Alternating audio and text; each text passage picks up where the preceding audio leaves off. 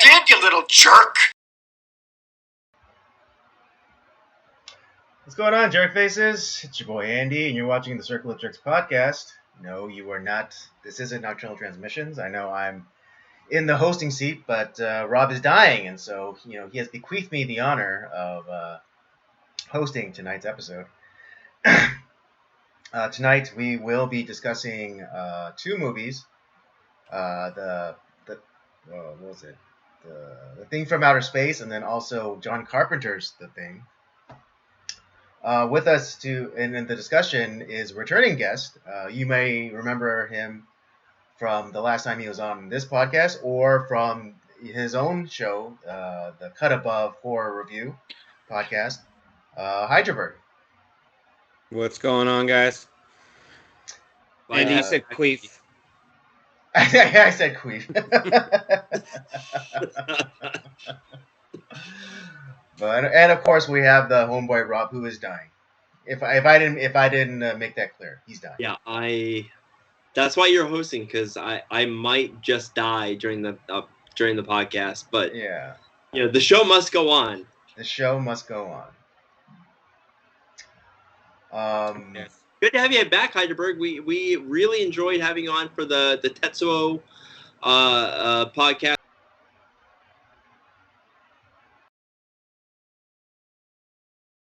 Seemed like it was very well received. Mushy mushy.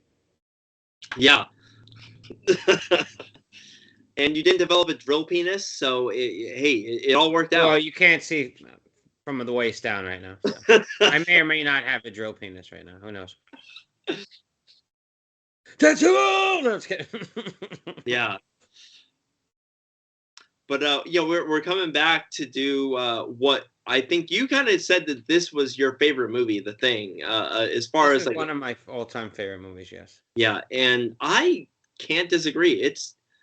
I think this is one of those near perfect movies. There's not a lot wrong that I can find with John Carpenter's The Thing. It is an amazing film. The practical effects are amazing. The actors are great. The story is great. And,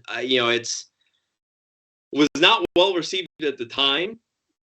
But I think since then, people have realized of the greatness that this film has. And I'm excited to talk about it. But we are going to talk about the original, the Howard Hawks production of The Thing from Outer Space. Another World. So that's the thing, because I've heard I've heard both. Okay, so I had it in my mind that it was from outer space, but then when I looked it up and went to watch it, it was from Another World. And I'm not me too. Another World. But yeah, just looking it up right now on Google, it says Thing from Another World. But I used to always think it was from outer space. Is that a Mandela effect, or is there another film called that? So I know originally it was a thing from another world, because there was a famous song of the time that came out just before this film happened, which was The Thing, and they didn't want to have the movie associated with confused with the song, so they added on From Another World. But I think for whatever reason they changed that to From Outer Space. I don't know why. I don't know that's the one thing, I don't know the reasoning why behind that. So I've heard both, and I think both are correct, and there's really no reason. But yeah, 1951's Winchester Pictures, which is the Howard Hawks production company, directed by what the hell was his name? It wasn't directed. Yeah, it wasn't. Christian Ibe or something like that. Yeah, it wasn't directed by Howard Hawks, but it was. Yeah. He's unaccredited as director. Yeah, I heard this. I've heard that this had a Spielberg sort of Tobe Hooper poltergeist. Bingo. Exactly. It's kind of like that. Howard Hawks is definitely involved, but not maybe through the whole thing. And like the director that is credited, when people ask like, so was this you actually directing, or was it actually Howard Hawks? And like they just put your name on it for the hell of it. And it's like, what the hell are you guys talking about? I direct, yeah. Howard Hawks was like my hero, so yeah, I directed like he does, but it was me doing it, you know. And so even in like when they had their 30th anniversary like reunion, when the John Carpenter's version came out, he even says like, I directed this film, like, you know, don't be fooled. It's like, yeah, my style is like Howard Hawks, but it was me. Or he was just a doppelganger that was told to say that. He was an imitation. He was an imitation. Hey, even better. I like that idea even better. It's like he was taken over. Yeah. And you know, the one thing, so to start off, like the whole story itself was based off of a novella called "Who Goes There?" Yeah. Written in the late 30s. Mm-hmm. That Howard Hawks got, you know, he during his time in the during World War II, got a hold of this novella, read it, and it was like, I gotta make a film out of this. And it was, I think it was during his production of like There Was a War Widow, or some, you know, some you know, film from the 40s that I've never seen. Because Howard Hawks, he's made a billion films that it's one of those things, like, I don't think I could ever watch all of his films based off of like how many he's done. But he's like, I gotta make this film. And RKO, which was one of the top film production companies at the time, was like, yeah, we're gonna make this film. They did it through Howard Hawks's Winchester Films, and you know, he set up the director and the actors and everything that like he had met through his time.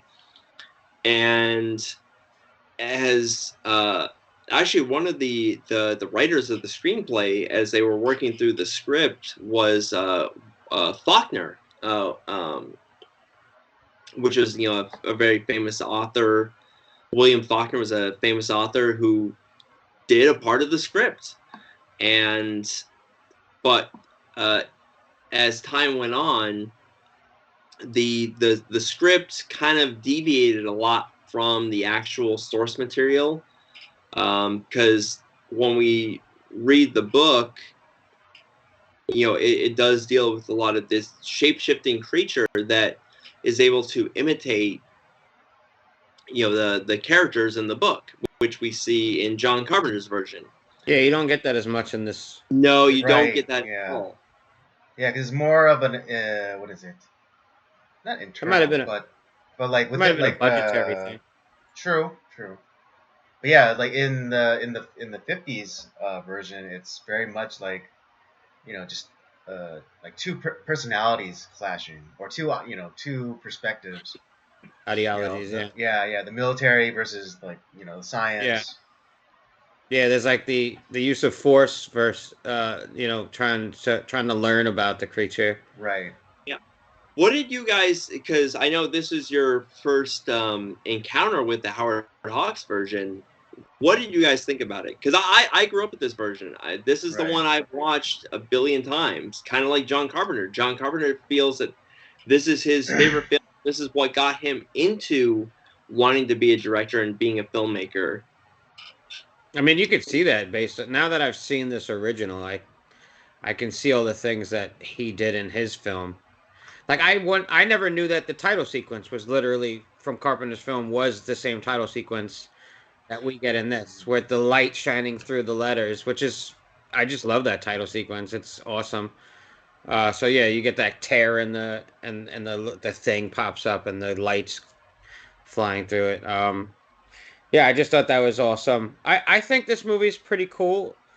I'm gonna be like, I'm not the hugest fan of like these older films, just because they're just made a little differently. You know, the pacing of them, the way they end. A lot of times they just end on you, and then credits roll right away. It's like, the structure of the way these films were put together.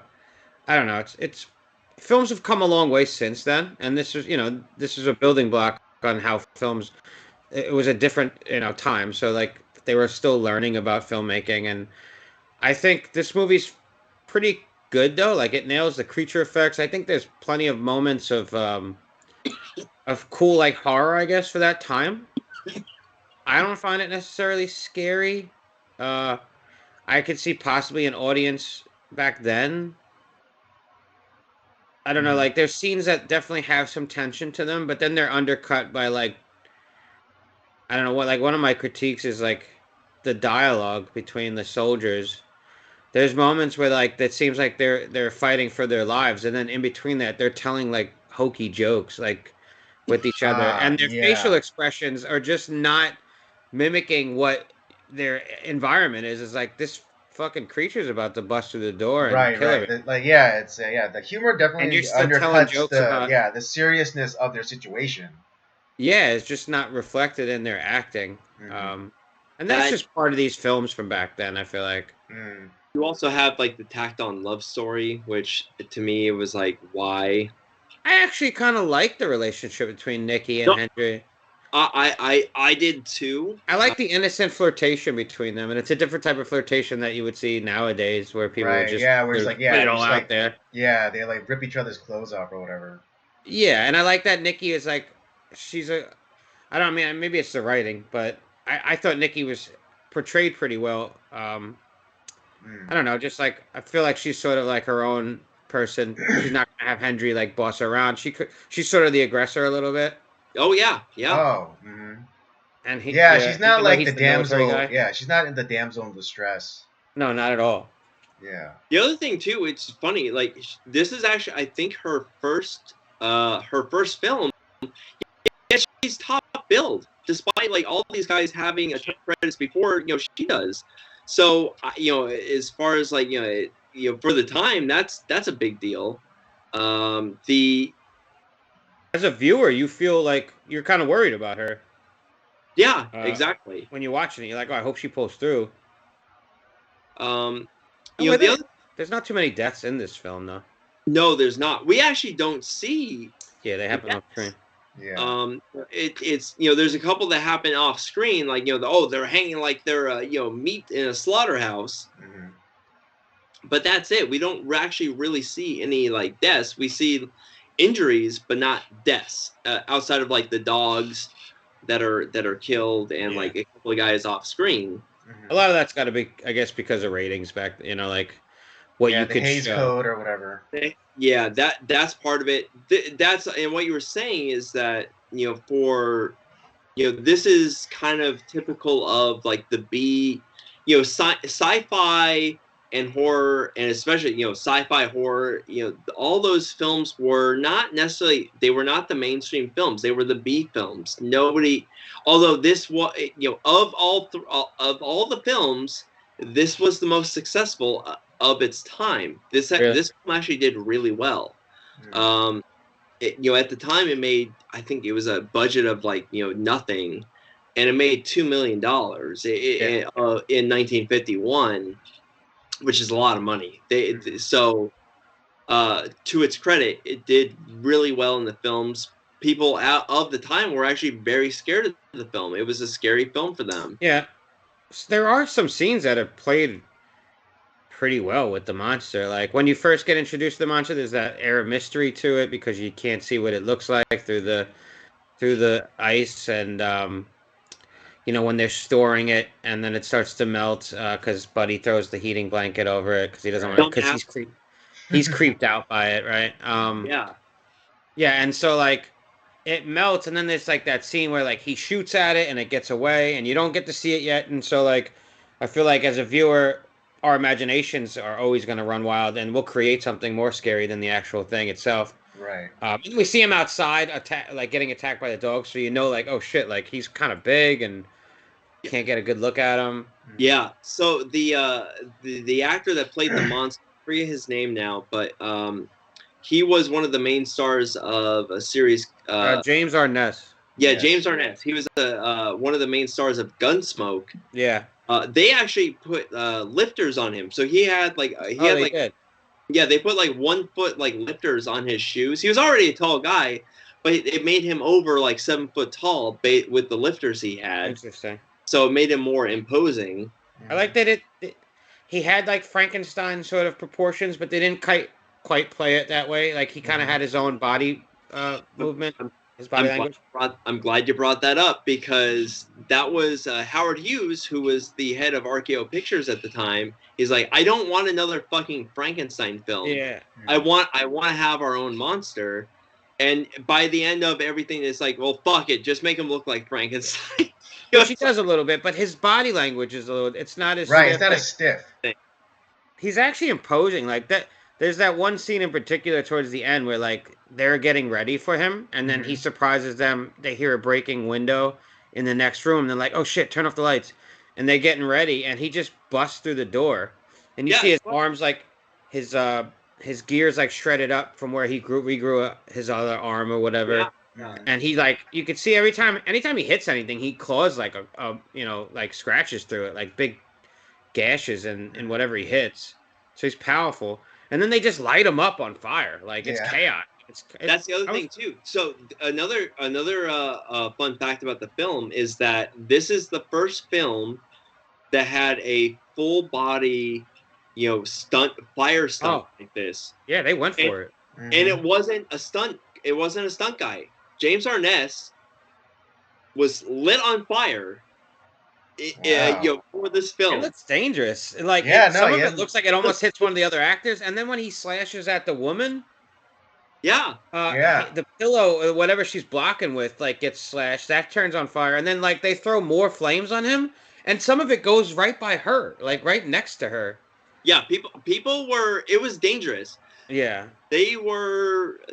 people got singed. I'll say that. Yeah, I was gonna say the woman playing Nikki looked like she might have got hurt. She burned a few eyebrows. I'll just say that. But yeah, which is amazing. I didn't realize that this was the film that kind of started the fire stunt, which we've seen like a bunch of times now. But now it's done by a stunt guy. The fact that James Arness, lit himself, allowed himself to be lit on fire for this part is pretty nuts. That is interesting. That has been kind of a, when you look at all three The Thing films, there is that scene of the Thing on fire, bursting through the wall, going into the snow. All three films have that. So that has become, kind of like, at least one of the main pieces that has remained through all the films. Yeah. The fact that it's like, that fire is like the main source of damage that you do to this thing. Yeah. They even say with the bullets, they're like, bullets do nothing. So they were going to chop it up.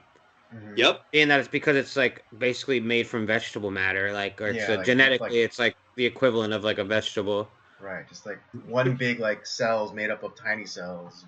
Yeah, which sounds like corny, but because I always heard like, oh, it's like a big carrot. So like in my mind, I'm thinking, oh, it looks like a fucking carrot when I'm gonna watch this movie, but it doesn't. No, right? No, it looks like a monster, but like so it's just like genetically, it's closest to a vegetable as opposed to like a mammal or something like that. So, which is actually pretty interesting. Yeah. Mm-hmm. And it's funny, when they had the 30th anniversary, when they had the 30th anniversary. Dying again. Yeah. Welcome to Coughcast with Rob. Yeah, sponsored by Halls. Just kidding, not sponsored by Halls.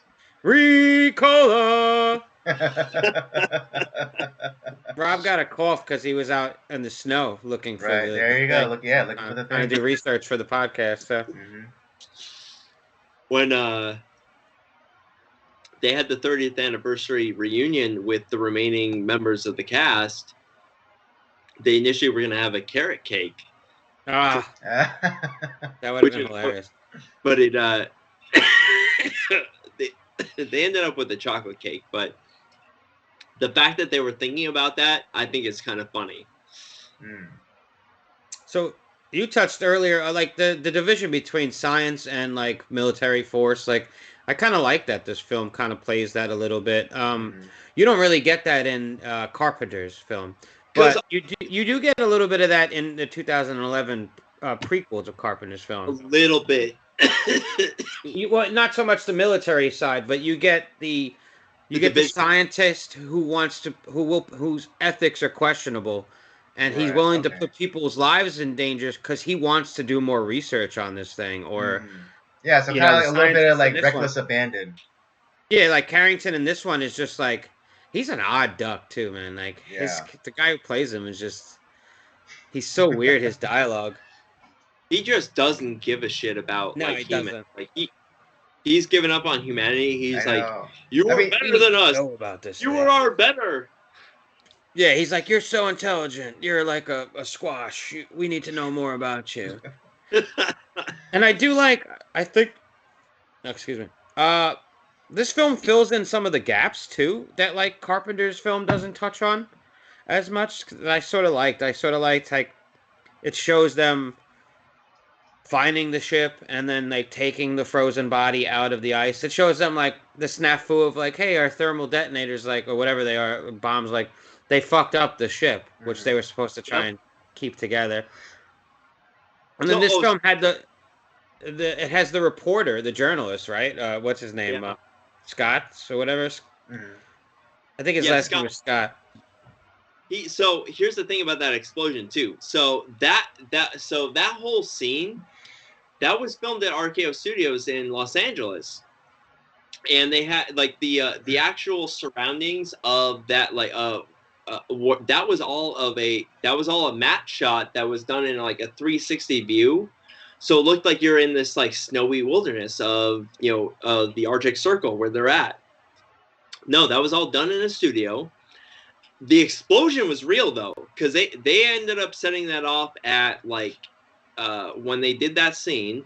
It was done, I think, at like 11:30 at night. They set it up for this huge explosion, and it being 1950, it was so big that people freaked out. They called the police. They called the FBI and the government. It's like, oh fuck, the Soviet Union is coming to attack us. It's And the so Japanese. yeah, they were scared. The people of Los Angeles were scared that like there was actually a Russian attack that had happened in Los Angeles based off of that explosion that they set up at RKO Studios. That's funny.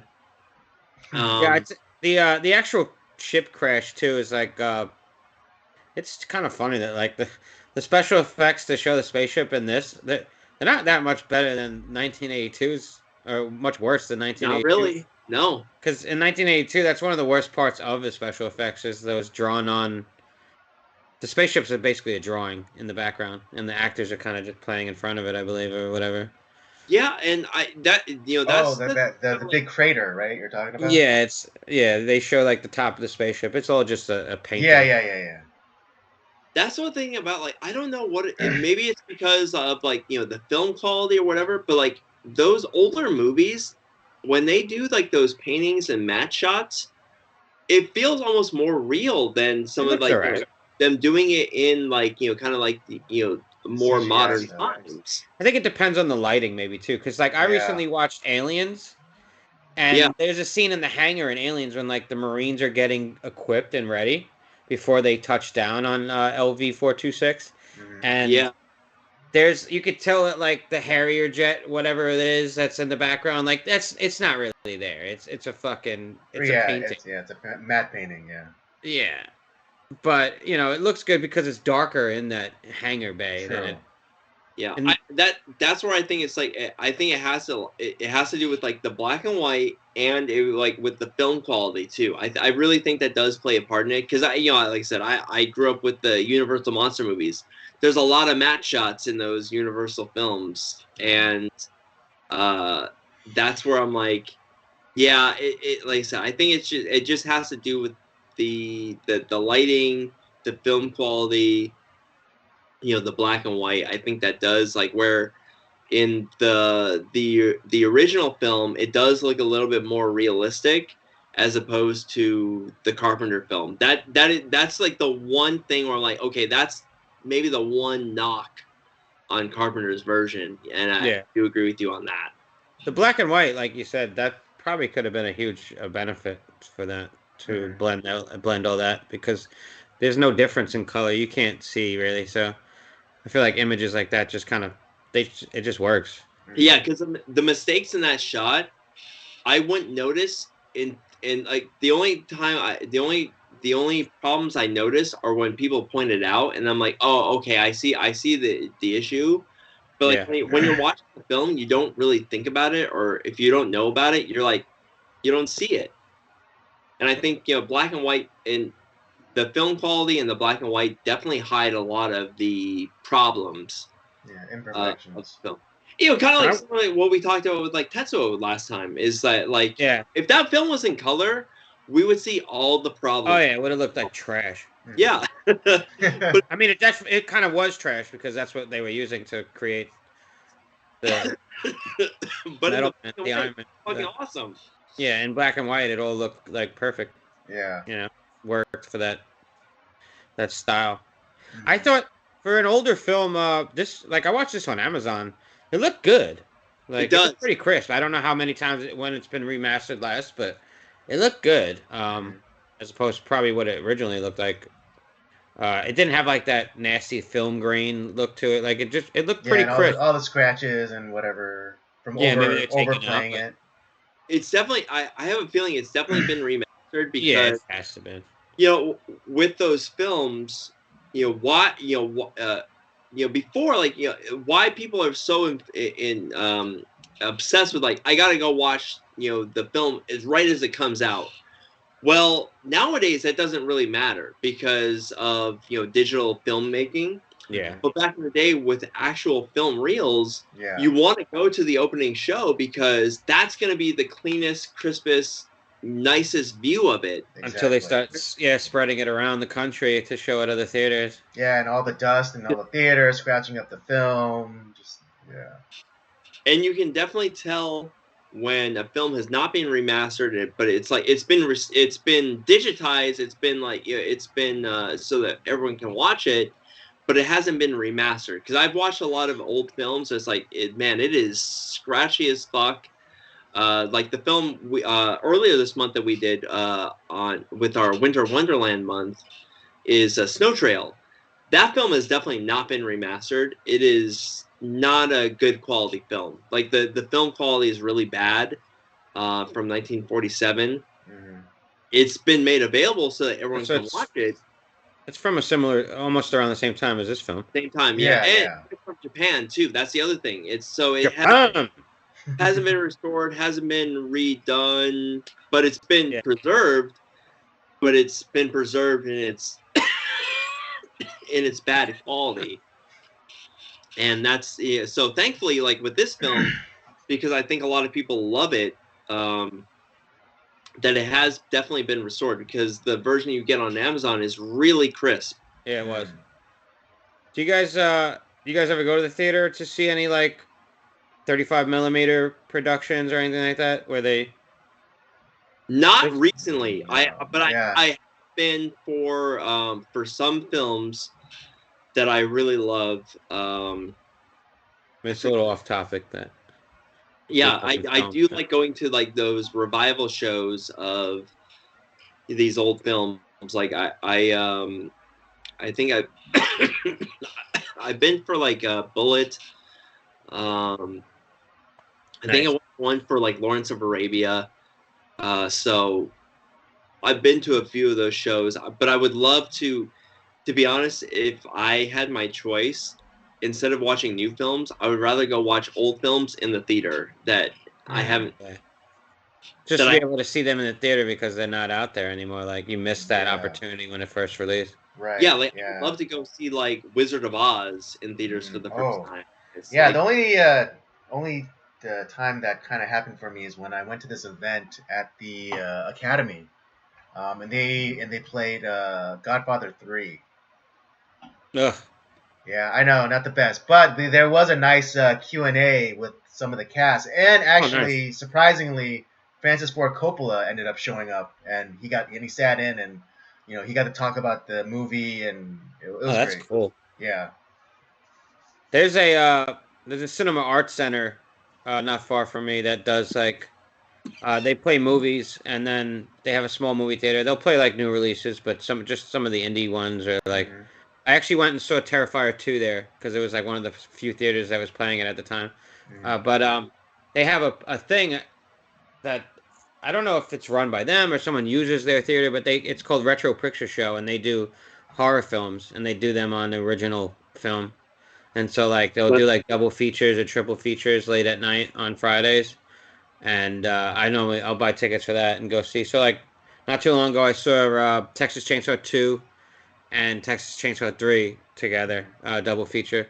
And two was on the original film.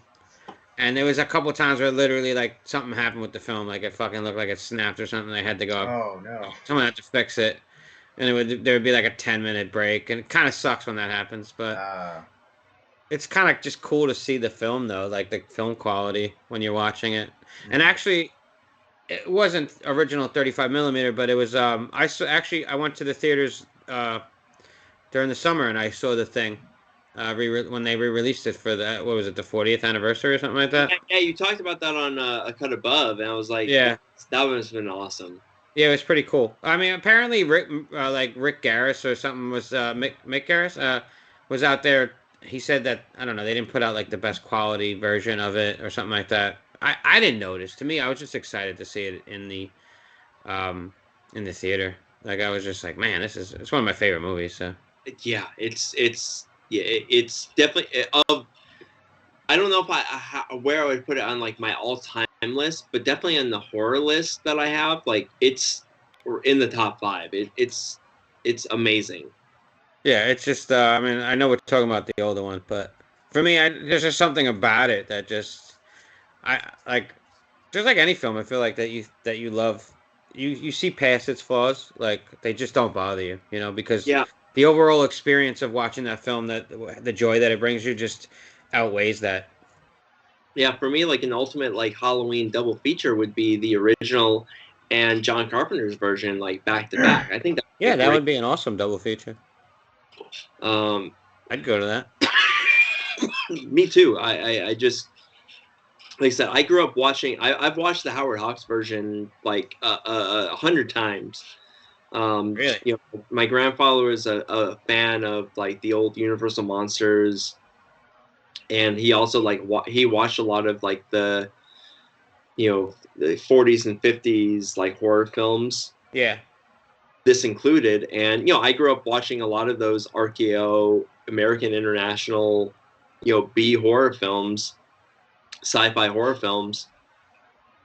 This included, and it was one that I just watch over and over and over again. And John Carpenter's the thing I unfortunately didn't watch until maybe like 10 years ago, and since then I was like, this is fucking amazing. And I just I've started watching that over and over and over again. And when I found out that it was not well received, that people didn't like it, I was like, what the fuck is wrong with people? Yeah. Then I started diving into like why people didn't like it, and I start to see a lot of like the BS behind like what kind of created that. And it's just funny to find that like the Howard Hawks version, which I know it's flaws. It's not the best movie of all time. It's it has I'm not like I said, I don't mind like the love story behind it, and it does obviously I do like the, like you said, the rift between the science crew and the military crew, and of that time, because they're dealing with the Arctic Circle, which is where the military would be, because of the American military was up in that area, monitoring Soviet movement and communication, and they had planes flying constantly through that area. And so the fact that there was a military compound there, and that there was a science crew down there, up there kind of dealing with stuff, that made sense, that it wasn't unrealistic. and that there would be a rift between those two crews. That's kind of a cool thing that we don't quite get in the other versions. But like you said, like, you know, sometimes like where you're starting to get towards a serious moment, and then then there's some like, you know, kind of funny It's joke, too much levity. and it's like, I wouldn't have put the levity here. I would have put it maybe somewhere else. It breaks the tension, and I'm almost wondering whether it's deliberate because, like you said, like yeah, they want to scare people a little bit. I feel like back then, but they don't want to overly scare people. Right, They don't want to cause chaos. You know? Yeah, I mean, it's So, like, similar. It's a similar criticism to, you know, like the Marvel stuff these days, where it's like, you know, they say like, you know, there's too many jokes in the Marvel stuff, and so like you have tension, and then all of a sudden it's undercut by a joke. Yeah, so the stakes aren't as big. Yeah, exactly. And there's definitely moments of this movie that like start playing out like, oh man, they're tense. It's tense. Like there's some divide between the scientists. There's that Carrington's the main scientist who's keeping everything sort of shady. The other guys don't necessarily want to follow him, but they know him better than they know the military guys. He's more the bad guy of the film than the Thing. Yeah, because he's making more things. Right. Yeah, so we don't get to see the Thing like imitate people, but there's almost like that. I don't know, part of the movie that didn't happen where like there might have been more things growing at some point. Like we might have seen that. The movie just got a little bit of bloat to me though. For some like you said that like there's the love interest, which I do like, but it's not needed. And then like I don't know, there's just like some scenes that are just like I don't know, it's weird. I do like it. I think there's some great shots and some really good I don't know, like I do like the banter between a lot of the actors. I like the scene where they find the arm and they're like dissecting it and everybody's like crowded around it and they're talking about like, how it's possibly like closest to a vegetable rather than a mammal, and it's hard though because in that scene I'm actually invested in it, but then there's a guy's head right in front of the hand the entire time. Yeah, was that on purpose to hide an effect that they just couldn't pull off? Like, did the hand not look real enough, or was that just improperly framed? Like, movie, like I don't know, like bad filmmaking. I'm actually gonna say it's probably done on purpose because they did. Their goal. They didn't want to have any close-ups in that film. It was because they didn't want to. They didn't necessarily have like the money or the effects to pull that off. They do show the arm though when they pick it up and it looks legit. Like, and then you could see it's the same arm on the table. Like you could see some of the claws. Yeah. Well, I don't know. It's weird. So that was probably their best special effect was the arm, because during the reunion party they brought the arm, which was still around. That's pretty neat. Yeah, they never. There's no close-up shots of anything in the film. It was meant to be like kind of more of like a kind of this continuous recording, similar to like what we see in like Rope or Birdman, where there's not really a like a one take. Yeah, so it's almost like a theater production in a lot of ways. So there's no close-ups, none of that. Although it's it's done in its own way. So, but yeah, the guy that his head's in the way. It's like you want to see more of the arm, but you don't get it. And I kind of feel that was done on purpose. Yeah. But I don't know. Yeah, the guy's head is like right in the way the whole time, and I'm just like, bro, move over a little bit. I want to see.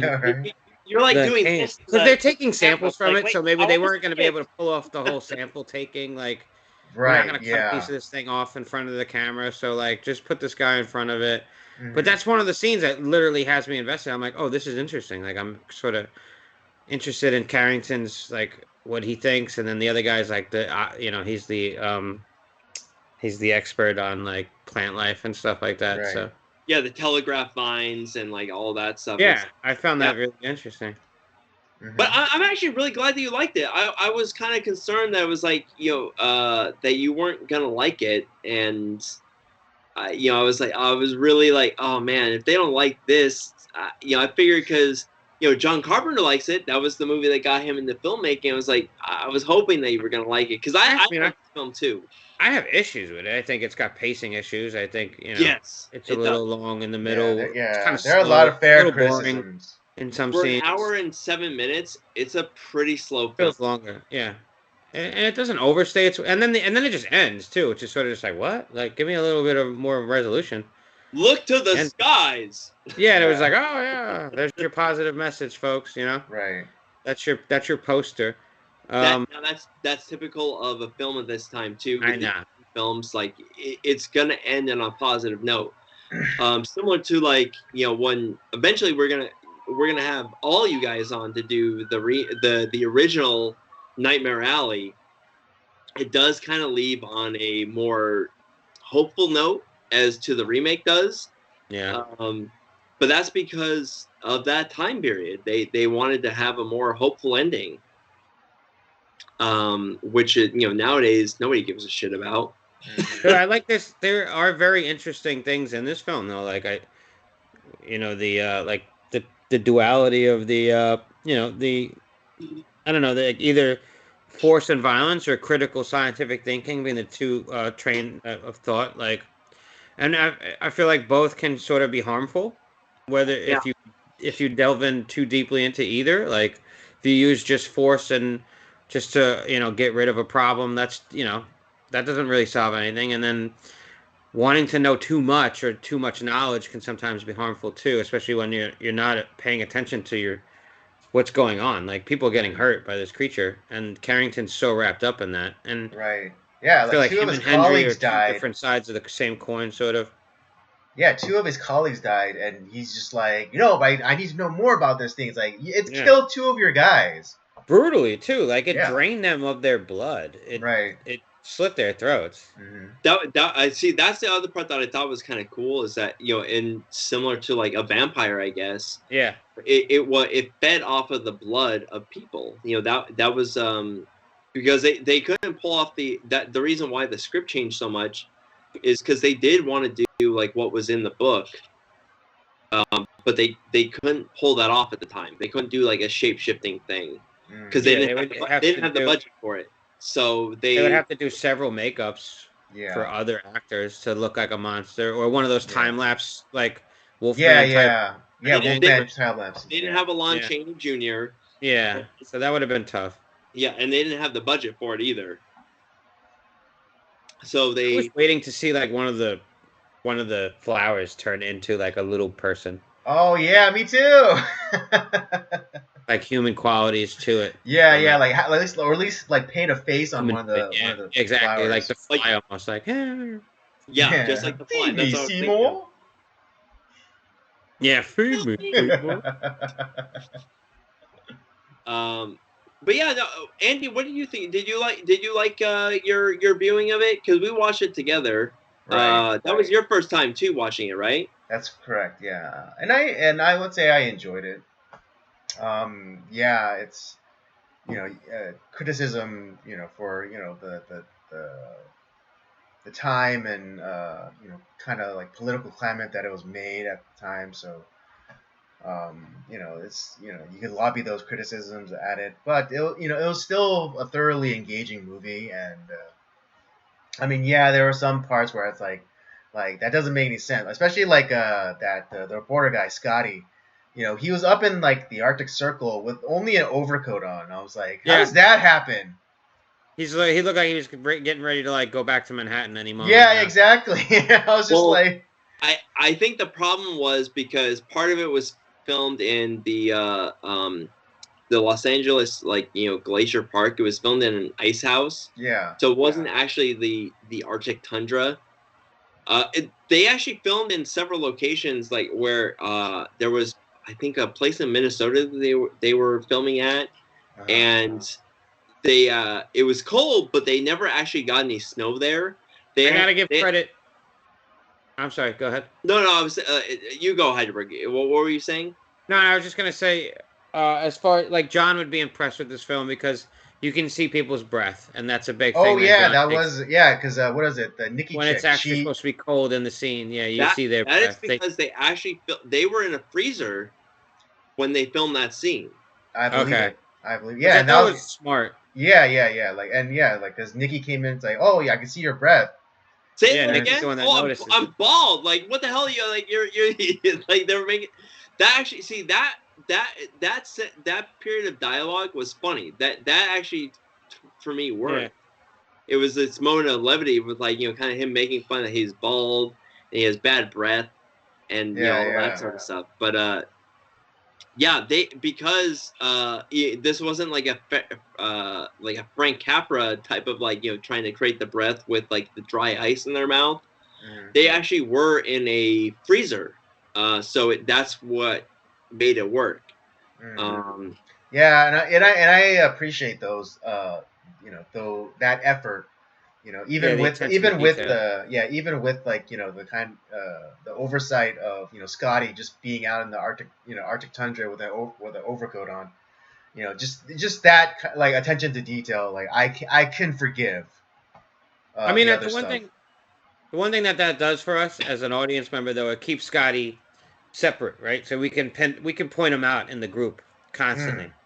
Yeah, because he is the outsider. He's the guy. Yeah, who's not he's really he's kind of like the idea of a Greek chorus where he's like he's like the R2 and 3PO where he's watching all the things going on around him and like he's like he's our God, what's that word I'm looking for? Like a stand-in, for the audience because he's reacting the same way like that we would be, just like. Like, what do you mean you want to study this thing? It's killed 2 people. And it's like, it's like you want me to open the door and like you can take a picture of it? It's like, no. Yeah. Yeah, he tried. Yeah, he tried. But he fell over. There's no iteration of Scotty in any of the other films either. Like this is like the one time you get like the outside reporter trying to report on this stuff. Mm-hmm. And it's just he's not there in the other ones. It's everything else. It's odd that they would have a reporter there though before they know what's going on themselves. Like right. Or even the fact that they were like there was like the little thing about like with the radio and stuff, but like even to the point like where they would even allow him to potentially even get the story even out. Yeah, with that. Yeah, I think why Scotty is there is because once again they're not expecting to find an alien spacecraft, an alien species. He's there because they are it's a military organization. It's a military compound that they are looking for research on communist activity. And so he is kind of like the correspondent that is kind of like, okay, what are we finding? And he gets wrapped up in the whole thing. Bingo. Yeah, that's what it is. Okay. That's why he's there. And I like Scotty as a character. He's actually my favorite character of the original film because, yeah, he is the outsider. He is the audience. And it's like, why are we trying to do this? Like, this is... It's like, you want to take that picture again, Scotty? He's like, no! Yeah, I don't want fuck the monster. Yeah, I do like the juxtaposition though of the I don't know, the method of like killing a species of a creature you have no knowledge of just because you think it's dangerous. Especially since you don't know what it's capable of, right? So you don't know the damage you try to do to it. You don't know what it's going to do to this creature or how it reacts. And then like the idea of wanting to tackle it with a critical mind and that's foolhardy as well. Like trying to figure out what's going on with by communicating with it, or that could be very dangerous as well. So I kind of like that both methods are sort of, I don't know, they're not fully thought out. They're just like, hey, we're gonna kill it, and then the other guy's like, no, we need to talk to it or whatever. And obviously you can see it's dangerous, like it's a monster. Yeah, like I said, I love a good monster film, and I like how this movie plays out. The fact that you have like the science guy, Carradine, who is like, we need to study this thing, it's our better. We need to learn from it. We need to gain intelligence from it. And then you have like the military guy who's like the more like kind of like the blue collar. Well, this thing is trying to. It's killing everything. It's killed people. Fuck this thing. We're gonna destroy this thing. It's just like and so and then it adds another layer of tension between the groups. Mm-hmm. And so I do like that aspect of it because it just raises the tension a little bit. Whereas like if you're just having like a straight monster movie, everyone's on the humans are on one page, and then the monsters coming at them. It's like that's more of like kind of a boring film. But this, I think, makes it a little bit more interesting, like where you do have the two human groups have two different ideas of like what they want to do. Mm-hmm. Yeah, makes it more compelling. Yeah, and I thought it's interesting because like what's like the Dr. Carrington, like he was like ready to get down on his knees and suck that alien off, but it's like if a species has created it like interstellar travel, then it doesn't it wouldn't, what's the word what am I trying to say, it's not as though like if okay, what I'm trying to say is if space travel is like common in that alien creature's society, then it's not like in America at the time when we were trying to get to the moon and we were sending our best. Yeah. So like that for all we know that alien was a criminal, like, and it's on the lam. Maybe, yeah. And he so wanted also like what does he need us for, to be honest, other than food source possibly. Like. Exactly, but the idea that Carrington is like, oh, this guy is our better, or this like this guy could be a fucking wanted fugitive without doing enough like research on him, like you just giving him that like automatically. Yeah, like no, exactly. Get on his so knees in a way, Carrington, who's supposedly representing like the rational critical thinker, like he's not. He's just like automatically just kind of like, oh, you came down in a spaceship, a technology we don't have, therefore you're better than us. That I think that it's funny, like we when we watch like the Avengers and stuff like that, where like Loki says that you people like yearn to be ruled, and Carradine is just like that. Like he wanted to suck that carrot cake, dude. Like he was ready to just give up everything. Yeah, the eggplant. Yeah. He was all whatever he wanted it. Right. And it's like just because he came from outer space, like, oh, he's better than us. It's like, well, to a degree, I guess, but like, is he? What if that carrot guy was a rapist? To Carrington, it was like nothing he'd ever seen before. So like, and he seemed like he's the super smart guy who's basically like researched almost anything he could get his, read any book he could find. So it's like, what else does he have to like? That's, I don't know. That fucking challenges him. So this creature fucking lands and he's just like obsessed with it. Maybe his real name was Carroting. But I do like that he got his ass like just like pounded down. He got his broken collarbone, right? And he broke his coccyx, I think, or something. I wanted him to die. I wanted to see the monster like pick him up and just break him. Right? Yeah, that would have been his comeuppance. Claw hole in him, but they talk about it real quick at the end. Like, no, he's okay. He's just he's worse for wear. But yeah. But the other thing too that like I think is maybe a detriment to this film that is all the cigarette smoke.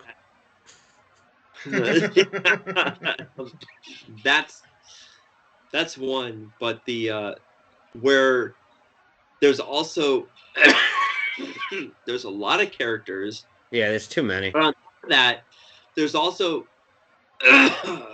communication with the outside. There is that element. The radio is out for some time, but there is communication kind of coming in and out. Yeah. Sporadic communication. In like drips, yeah. Yeah, so And they're it's kind of not, misreading like, it sometimes, it sounds like. They're not getting the full message. Right. Yeah, and it's almost like it kind of like lessens the isolation. It lessens, like, that they're on their own, Yeah. having to deal with this problem. They do have like somebody on the outside that is giving them some sort of like guidance. And is aware of what's going on. Right. Bingo, yeah. So like help will be there at some point. Like that, you're right. The isolation part is like that's something that Carpenter's film fucking nails. Yeah, exactly. get-go. Exactly. Yeah, like there's no like, no greater Nobody's authority coming to to save appeal the day. to. Yeah, they have Yeah. to come up with solutions on their own. Like, Yeah, like nobody's whether, coming there for months until like yeah, the next. like how, like time whether it's done. they're perfect or not. Like they have to come up with solutions like on the fly, and they just have to execute. This is kind of like the happy version of The Thing. Yeah. Yeah. Well, like you said, they're not gonna. These movies don't end on a downer note, like, or ambiguous sort of endings. They sort of give everything with a bow on the end at the very end. Good guy gets the girl. Most people don't die. And They kill the monster. Americans The win. guy gets the girl, and they get the message out there like, watch the skies, always watch the skies. And that did end up becoming like, kind of like the common theme and message of a lot of these sci-fi horror films, in the 50s. Like War of the Worlds.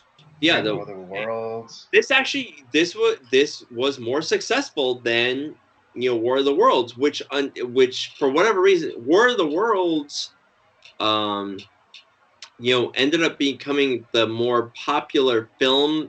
Now I think like when people think about 50s sci-fi horror, they think of War of the Worlds, not necessarily from another world.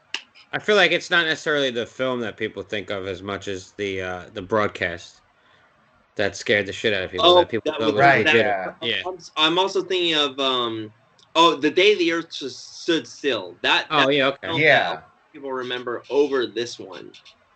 Yeah.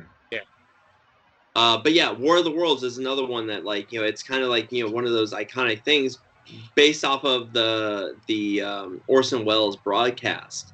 Right. From originally the H.G. Wells story. The H.G. Wells story, which I've read.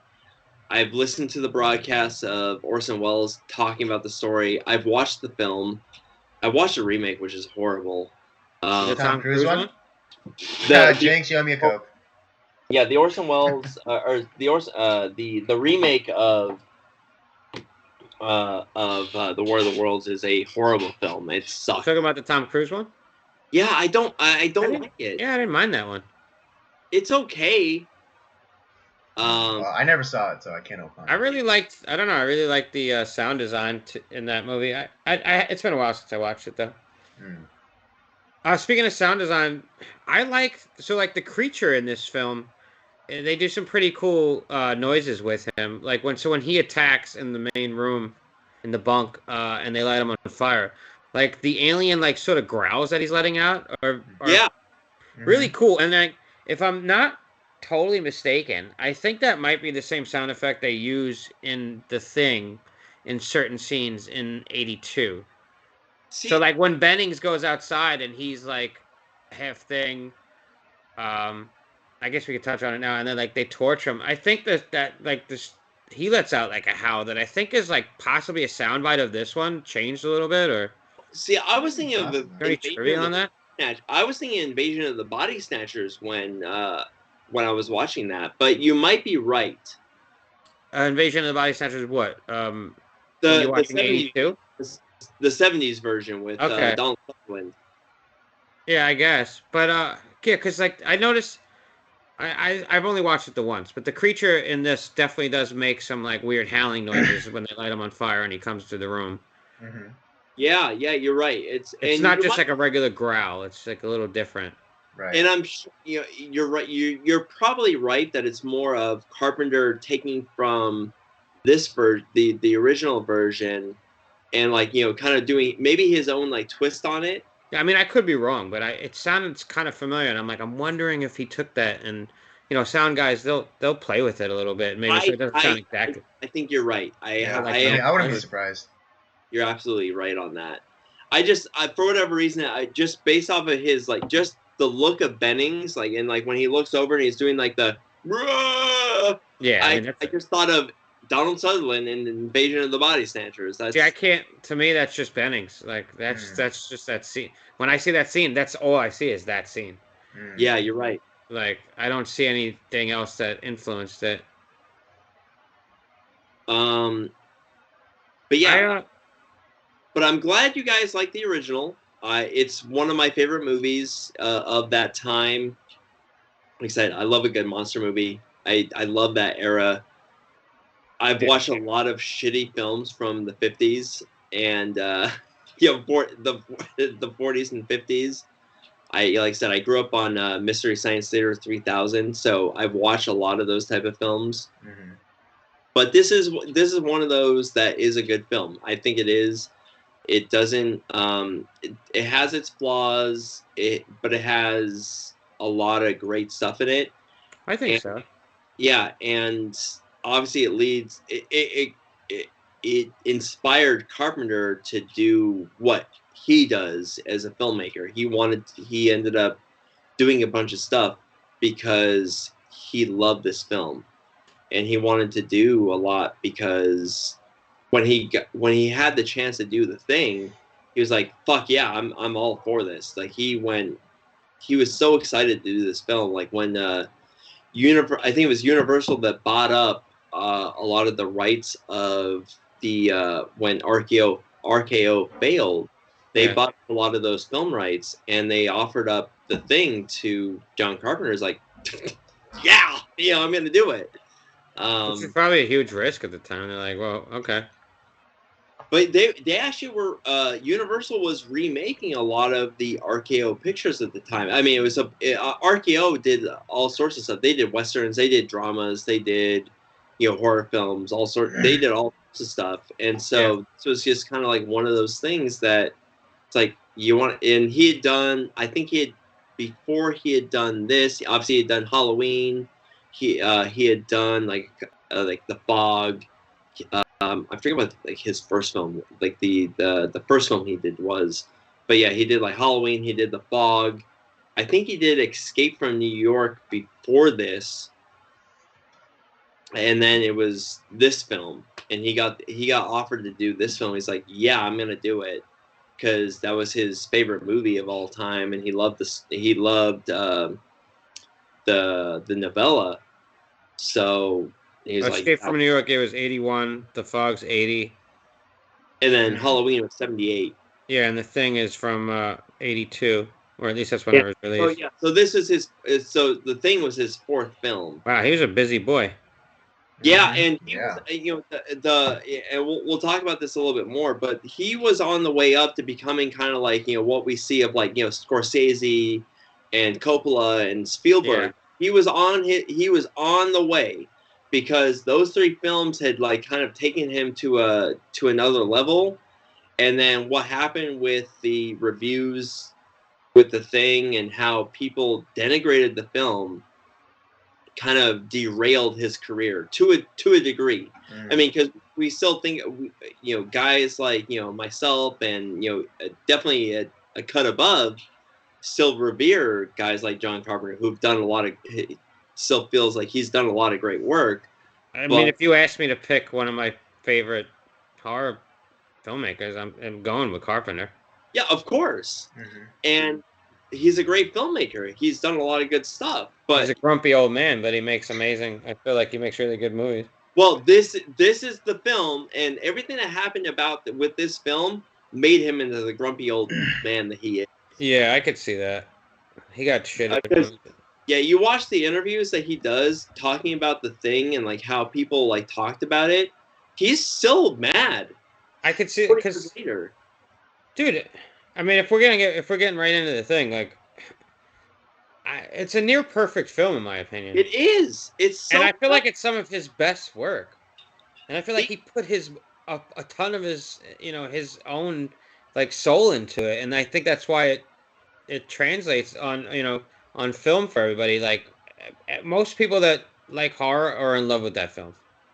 This to me was this is his magnum opus, I think because so. he was on that upward trend to, where he was getting more money, he was getting the prestige of like as a filmmaker. He was on his way, like it's like to what like Scorsese and all these guys, these super famous high profile directors who can pretty much do anything. He was on that level. And then the thing, which is like the practical effects are perfect. Mm-hmm. I have no problem with them. I think the shout out character, Stan Winston. Stan Winston helped. It was Rob Bottin. Because Rob Bottin and Stan Winston worked together. You had Dean Cundy as the director of cinematography. So you had all the right people in place. Carpenter. You had the score, which is really good. This Ennio Morricone, who if you are a fan of Sergio Leone films, and he's one of the great composers of all of film history. And John Carpenter is a guy who said he called Ennio Morricone. It's like, hey, I've been stealing from your the music your music for years. Would you please would you work on my film as kind of like I wanna pay you back for all the stuff that I've taken from you. He's like, yeah, like he sent him parts of the film, parts of the script, and Ennio Morricone wrote a bunch of stuff for him. Mm-hmm. I used to always think too that it was Carpenter who did this score, but it's not. It just sounds sort of like stuff that he does a little bit. Yeah, it's like style, but. And then on top of that, you have great actors. You have all the great character actors of the 80s and 90s. You have Kurt Russell, who was a rising star at the time. Yeah. Mm-hmm. Which Carpenter had worked with already in Escape from New York. Yeah, with Escape from New York, and he had come from Disney films. By working with John, that's right. He completely changed his career trajectory by working with Carpenter. So Kurt Russell's a Disney kid. Yeah. So that's something people don't realize. Yeah, that's he was a trip. He was a Disney guy.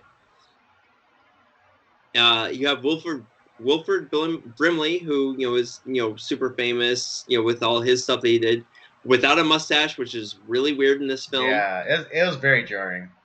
Yeah, similar to Burt Reynolds in Striptease, when he doesn't have a mustache, I'm like, it doesn't work for me. Mm-hmm. What about Deliverance? He doesn't have a mustache in that. Oh yeah, that was still early before he became Burt Reynolds. Yeah, you're right. I didn't think about that, but yeah, you're right. He doesn't have a mustache. But but after Deliverance, he had kind of the stash was his persona. Yeah, it was his persona. Yeah. Yeah, exactly. So, he didn't become Burt Reynolds. That's what sort of nails that. Because I grew up with Burt Reynolds with the mustache, and seeing him without the mustache, I was like, "What is this? This is." It's like Kurt Russell in this with the beard. You kind of just think about him with the beard a lot in movies. Yeah, you're right. Or some kind of scruff on his face. Yeah, he does grow. He can grow a facial hair. Yeah. And then you have Keith David, who now is much more famous. Now I know him through a lot of his voice acting work.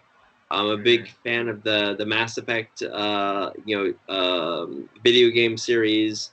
He did Gargoyles for Disney series. He did the voice of Spawn in Spawn. Oh yeah, the HBO show. Yeah. Mm-hmm. So he's done a lot of voice acting work, but what did he do in Mass Effect? He was the general. He was the general. Okay. Yeah, but he was great as it wasn't just some 2 lines that he was doing. That was a big character. Yeah, especially in the first game. Mm-hmm. Yeah, definitely. Yeah, and he's also in what's that movie? Roadhouse. Is he? David's in Roadhouse. Yeah, he's the black bartender at the Double Deuce. After they started cleaning things up. Get the fuck out! That was him. Yeah, that was him. It's a very small part. Get out of here. Yeah. I'm looking it up.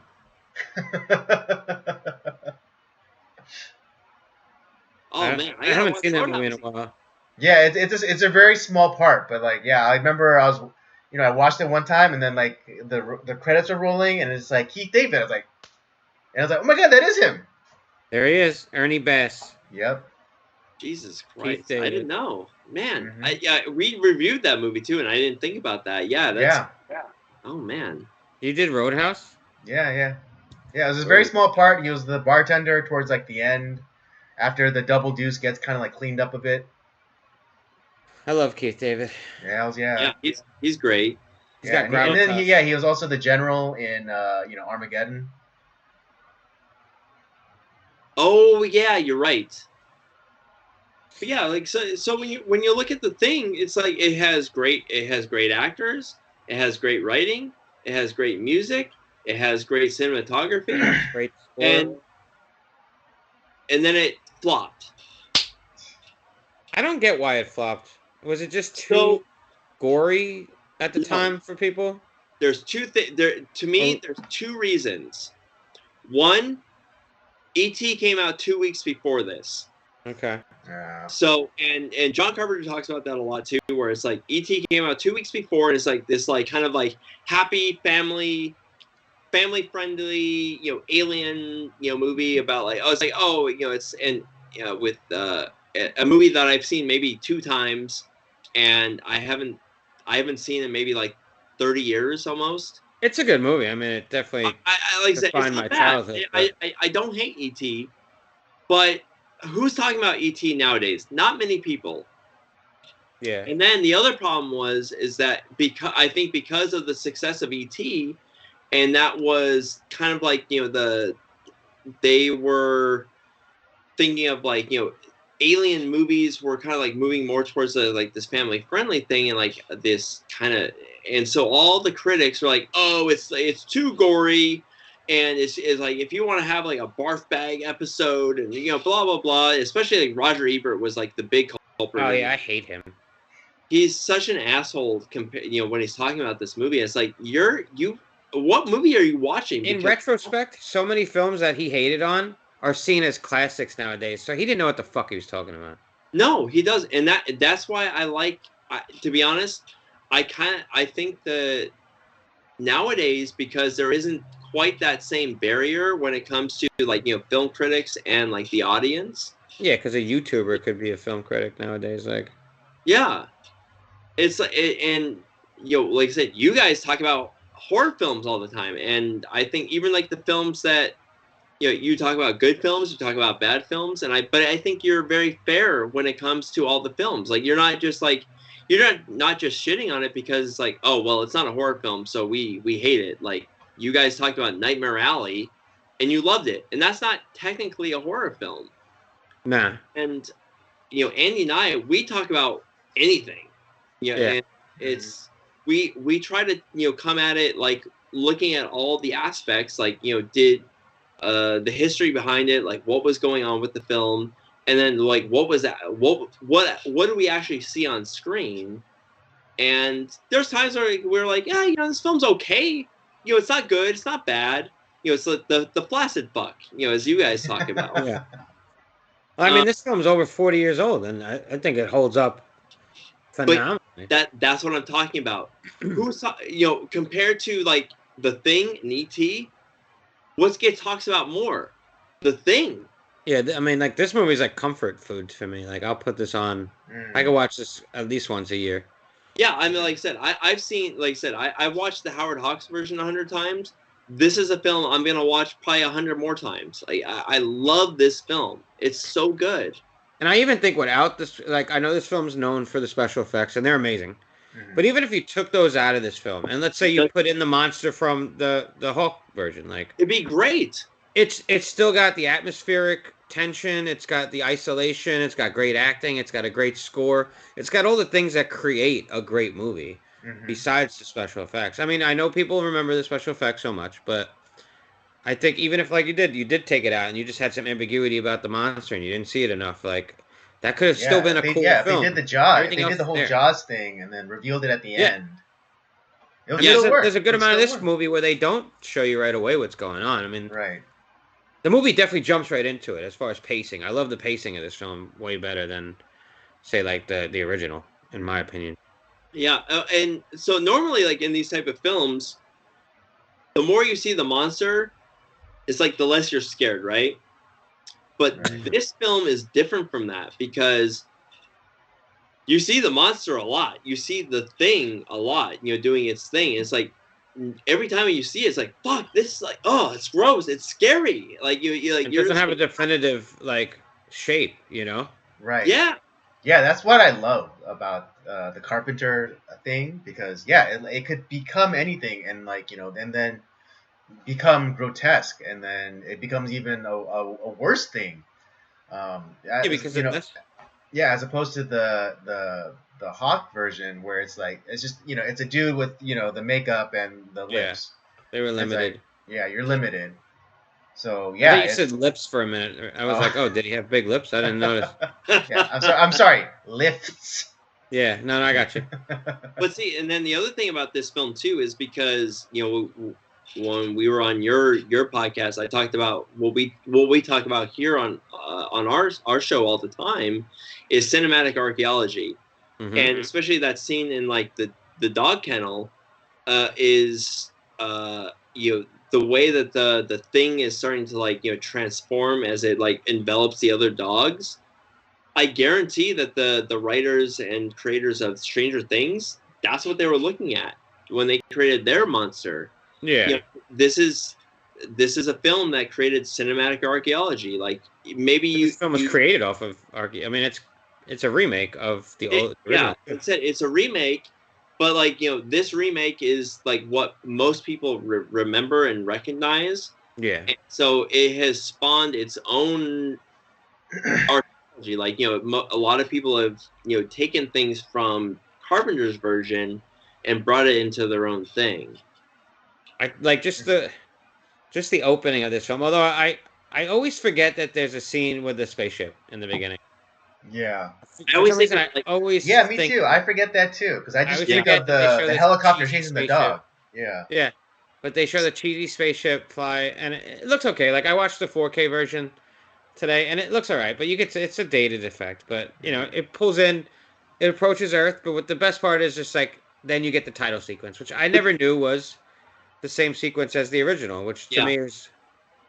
I also wonder too if like the people who did the Predator were seeing the spaceship effect from the thing, and they kind of did their own version of that. Yeah, possibly. That definitely could be. Yeah, that could track. I mean, it's a similar sort of. This is where the Predator got it. It is a similar sort of tale. Like it's an apex predator sort of thing on Earth, Yeah. Although the thing here is like it's not here to hunt anybody as sport, but Not and that then we. not that we know of, yeah. And then you just get that initial dun dun dun dun. God, dun, dun. yeah. That is so.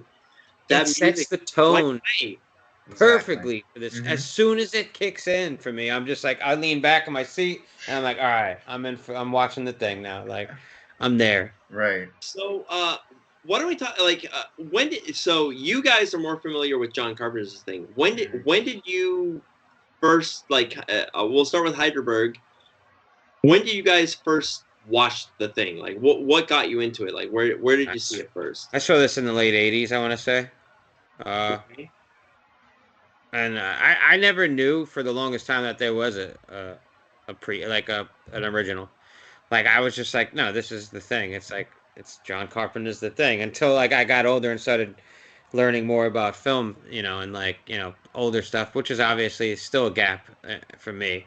I don't watch as many older films as you do, but if you were to like recommend something, I'm not like I don't poo-poo on it either. I'm not just like, oh, it's black and white. It's I take the older film that we just watched and I talked about, and I don't compare it to necessarily a 2022 film that's made with today's standards. Like I try and see it in the lens of like this is from the 50s, so I have to understand what going to a movie was like in the 50s. Like okay, something's gonna look dated because it's a 1951 movie, but it's still you still got to take like it still did cool things filmmaking wise. Like it was creative. It did these were new things that they were doing too, like camera tricks and stuff like that. So But I do definitely feel like 1982's. To me, it's like one of my favorite perfect horror films. I like it as just a film, period. But Yeah. I think the 82 version is like what Aliens did to Alien, where it just dialed it up to 11. yeah, sort of. I feel like it's still in that same genre. Like I feel like Aliens is sort of an action sci-fi film. It Yeah. stirred away a little bit from the horror. I still feel like I could see both. I mean, what is the thing from another world? What is that considered? Is that considered a horror film or just a I sci-fi? would say it's like more. I would say it's more of like it's a horror, but it's more action sci-fi too, because there's not like, well, I mean, the thing that the 82 version doesn't really have any like, quote unquote jump scares. No. I mean, unless you count the defibrillator scene. No, dude. Fuck. Yeah, that was brutal. That scene's fucking awesome. You don't know that scene's coming.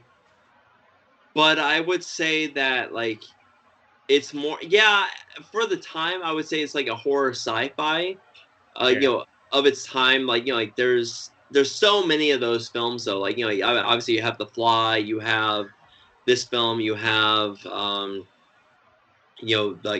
Flying Saucer, Screaming Skull. I would still consider it horror. It's just like this film leans into the horror more. So because of the time frame when it was made, like in the 80s when these kind of films were becoming very popular. And you didn't have to worry as much about the ratings like they did then. Right. I mean, they still did have to worry about ratings, but.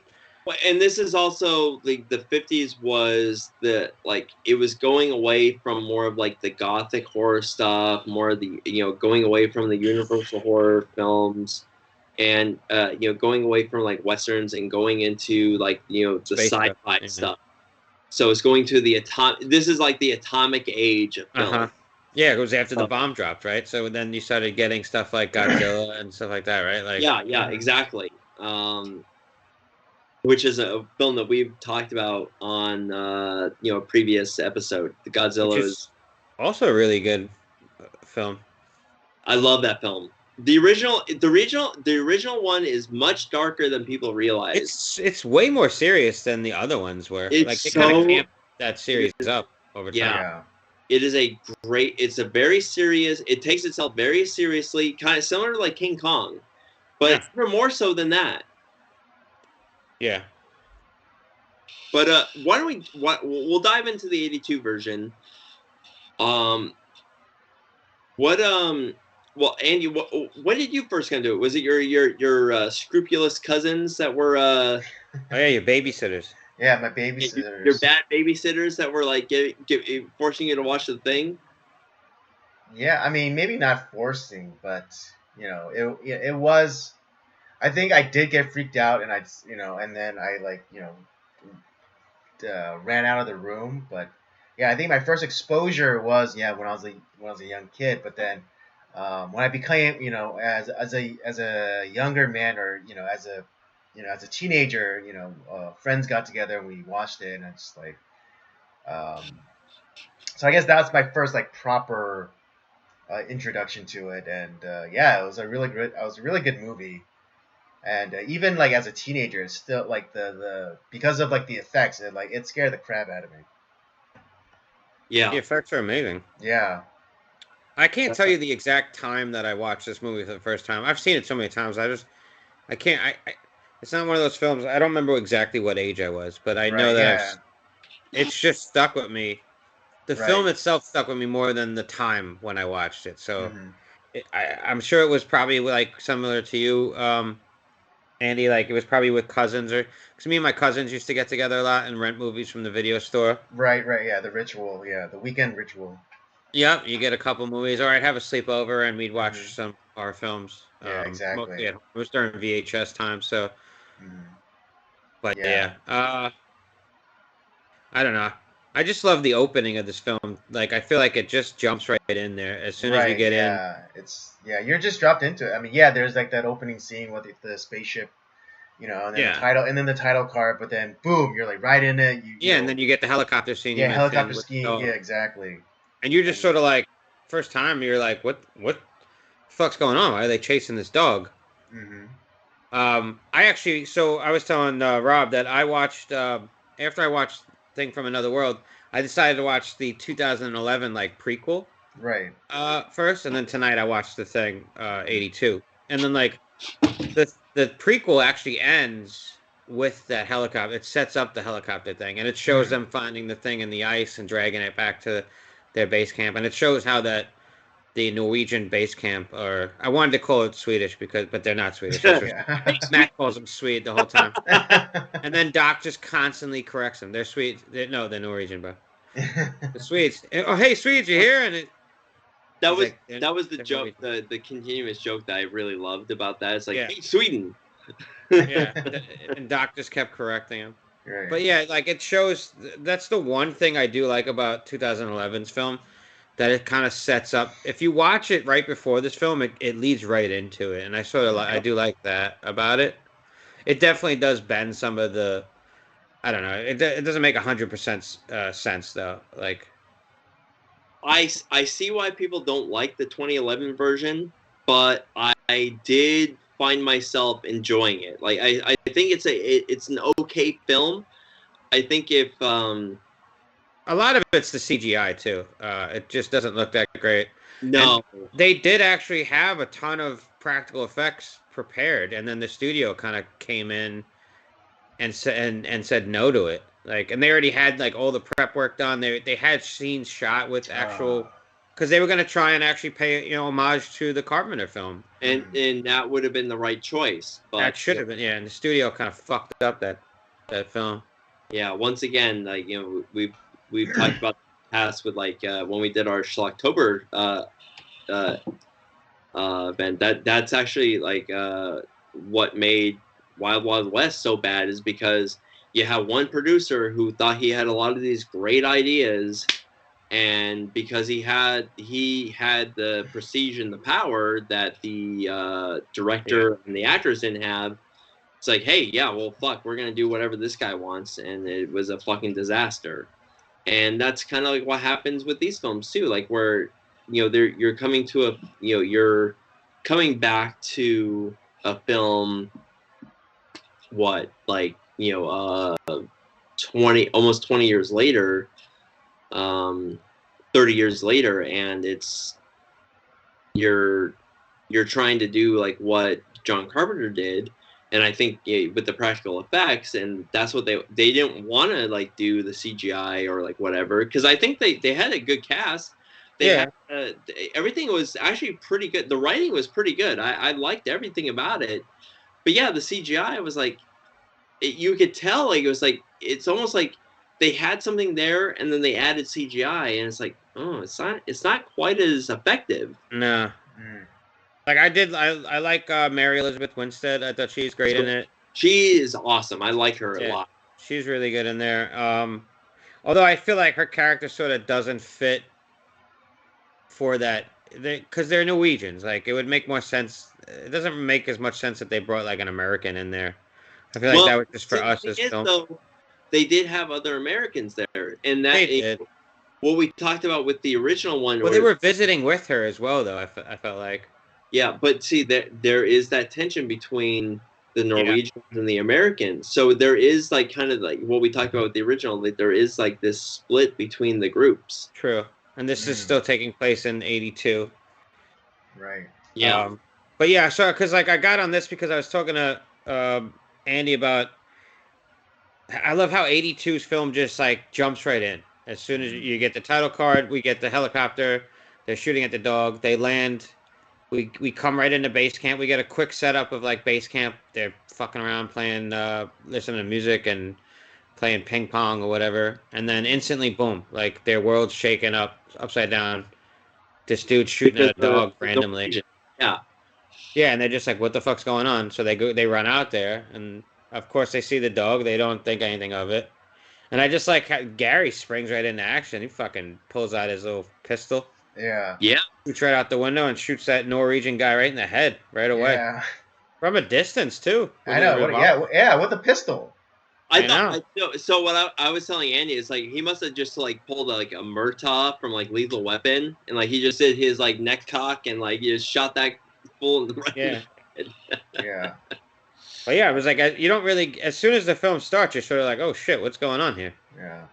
You know, especially for your first time. I kind of wish, like, I don't know, like the version that we saw, Rob. I don't know, like if it was remastered or whatever, but it's funny because I kind of wish that they included, translation subtitles for when the Norwegian guy was talking, but I'm also kind of glad that they didn't.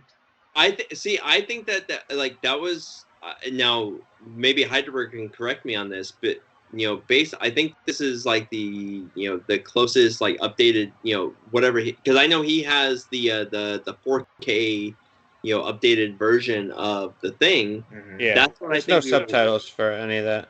Okay. And because I think the reason why is because we're not with the Norwegians, we're with the Americans. Right, yeah. Yeah, that's why I say I kind of wish that there was, but then also glad that there aren't.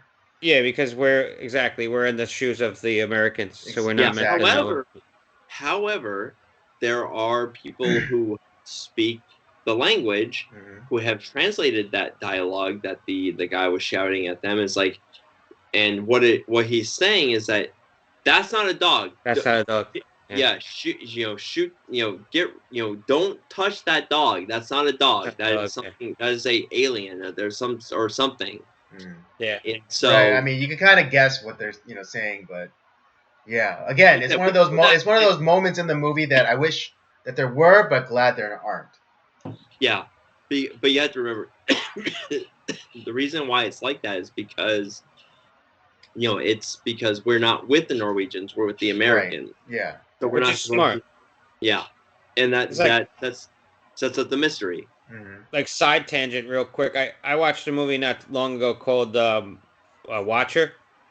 It's got I can't remember the actress's name, but the girl from It Follows. Oh, her name. Yeah. Damn it. Anyway, so she's in it, and she goes to like another country with her husband because he got a new job. And she goes there, and she doesn't speak the language. And so, like, the majority of the film, when they're speaking another language around her, there's no subtitles. I, like, literally went through the menus thinking that I had something not turned on. They do it on purpose so that you're in her shoes. Like, she doesn't know what they're saying, and they don't tell you on purpose so that you don't know either. Yeah, it's like Sicario. With like, when we watch Sicario, it's like, there's a lot of times, like, you don't know what the fuck is happening because you're in the shoes of the female character who is American. Mm-hmm. So yeah, that definitely works for the beginning of the opening of this film. It lends to the chaos of like, because McCready, all of them, they don't know what the fuck's going on, and like, then I just feel like the creepy tone sets in like right away. Like early on, it's just I don't know, the dog running around unchecked in the camp after this whole thing. Mm-hmm. Just nobody's paying attention to it, and the music's just adding to the tone slowly, like building up. The so afterwards, like they I forget what like the what they'd end up deciding to do. Otherwise, they go to the Norwegian. They go to the Norwegian camp. Is it just because like the winter the cabin fever set in for them? So let's go check out what happened over there. Yeah. So they go to check it out. Doc and McCready. And like the state of it is just disturbing. It's like a ghost town that's like, I don't know, like tells a tale of horror that we never really get to see. I mean, in the 2011 one, you do. Right. Get to see how it got. Yeah. What? Oh no, because they kind of because we see that like weird like split face creature, which we do see like how that ends up becoming in the 2011 sequel or prequel. But as far as like how they filmed that, so the burned out, bombed out version of the Norwegian camp, that in the Carpenter's version, they film it in reverse after they bomb their camp. Yeah, that makes sense. Yep. So that was how they did it. They that was like one of the last scenes to be filmed. Yep, because that was after they bombed everything after everything was burned from the rest of the movie at the end. That's when they filmed the Norwegian camp scenes. Is that burned Clever. everything? And it would have a similar layout, like enough that you wouldn't really be able to pinpoint, like, oh, that's the Right. shed. No. But it's a camp that you're building in the Arctic, so it had similar things, you know. Right. So yeah, it wouldn't look exactly 100% the same, but it would look That's enough. clever. Yeah, like your eye wouldn't really notice it. That's clever, and a good way to probably save on some money. Exactly. Yeah, I mean, it's like you only have to, because you're in you only have to build one thing then. Yeah, and then just burn it. Because you're in a secluded location.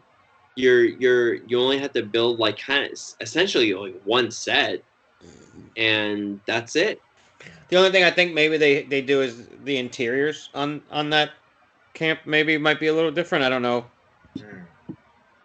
My thing is that like there were parts of that set that we never saw in the other scenes, and like especially like the scene like where we find like where like the ice block at like where the alien where the thing escaped. We don't ever see that in the other scenes. But like I said, yeah, that was probably like somewhere elsewhere that they burned out. Yeah, or maybe, that could have been the rec room for all we knew. Yeah, and then, like I really love the scene where they get into the building, and McCready's like, "Hey, Swedes." and Doc's like, "The Norwegians. Yeah. Yeah, but I really enjoyed this part because it made it feel like, you know, like the worst thing. It made it feel as though like we're coming in on the scene of like the original movie, and like, you know, if the original movie went to shit. Yeah, almost. Yeah. So it's like the original movie is like it ended up like with a good result. The remake ended up with the bad result of like what could have happened. Yeah, and I kind of feel like that's might have been what they were going for with this film. Because you do see like the axes everywhere too. Right, and the kerosene. They're trying to take it out with the axes. So you get that, and that's like that's the conclusion that they came to in the original was like, oh, we need to use axes because the bullets do nothing. Right. Or fire. Well, they kill it in the original with the electricity. So. Right, but then they do like the fire stunt in the barracks in the original one. You know, they throw kerosene on them, and then like in the Norwegian camp, you see the cans of kerosene. Yeah, and so like you get to see that one guy who killed himself, which that's dead bodies always kind of stuck with me as just being like it's horrifying. It is. Oh yeah, I mean because he like he slit his wrist and then he slit his throat. Yeah, that's fucking hardcore. Yeah, it's crazy. Because he was just like, "Fuck it, the thing's not gonna get me." Yeah. Yeah. Was it before that scene too? Like so that reminds me of a joke, but I'll get to it later. No, but the one thing like before all that, you know, we kind of get an introduction to all the crew, and one thing I love about McCready, which is like why obviously he's the lead character, but he's my favorite character, is that we see him playing chess on the computer. Yeah, with the computer. And God, as a gamer, I totally understand his frustration. Like where I'm gonna win. I got this, and then the computer beats him. And he's like, and he opens up the damn, like the processing port, and he pours his fucking jet fuel, or as some people call it, J&B Scotch, right down into the computer. It's like, cheating bitch. You know, like, and who amongst us of gamers hasn't wanted to throw their console, to the wall, or pour water on it or whatever, when the game has beaten them. you know, I I totally. get mad, but I never break anything. I know I've never done that. It's my own stuff I bought, so like if I break it, I'm the only asshole. I'm the one who's got egg on his face. So. Never done it, but I've wanted to. Yeah, I mean, I do know people that used to throw their fucking controllers, and I'd be like, "What the fuck is wrong with you?" I feel like those are the kids whose parents bought them everything. Like if I wanted something nice, I had to save up money and get it. So like there's no way I'm breaking that $70. Yeah, exactly. I visualize it in my mind because I bought all that stuff. I squeezed the shit out of it.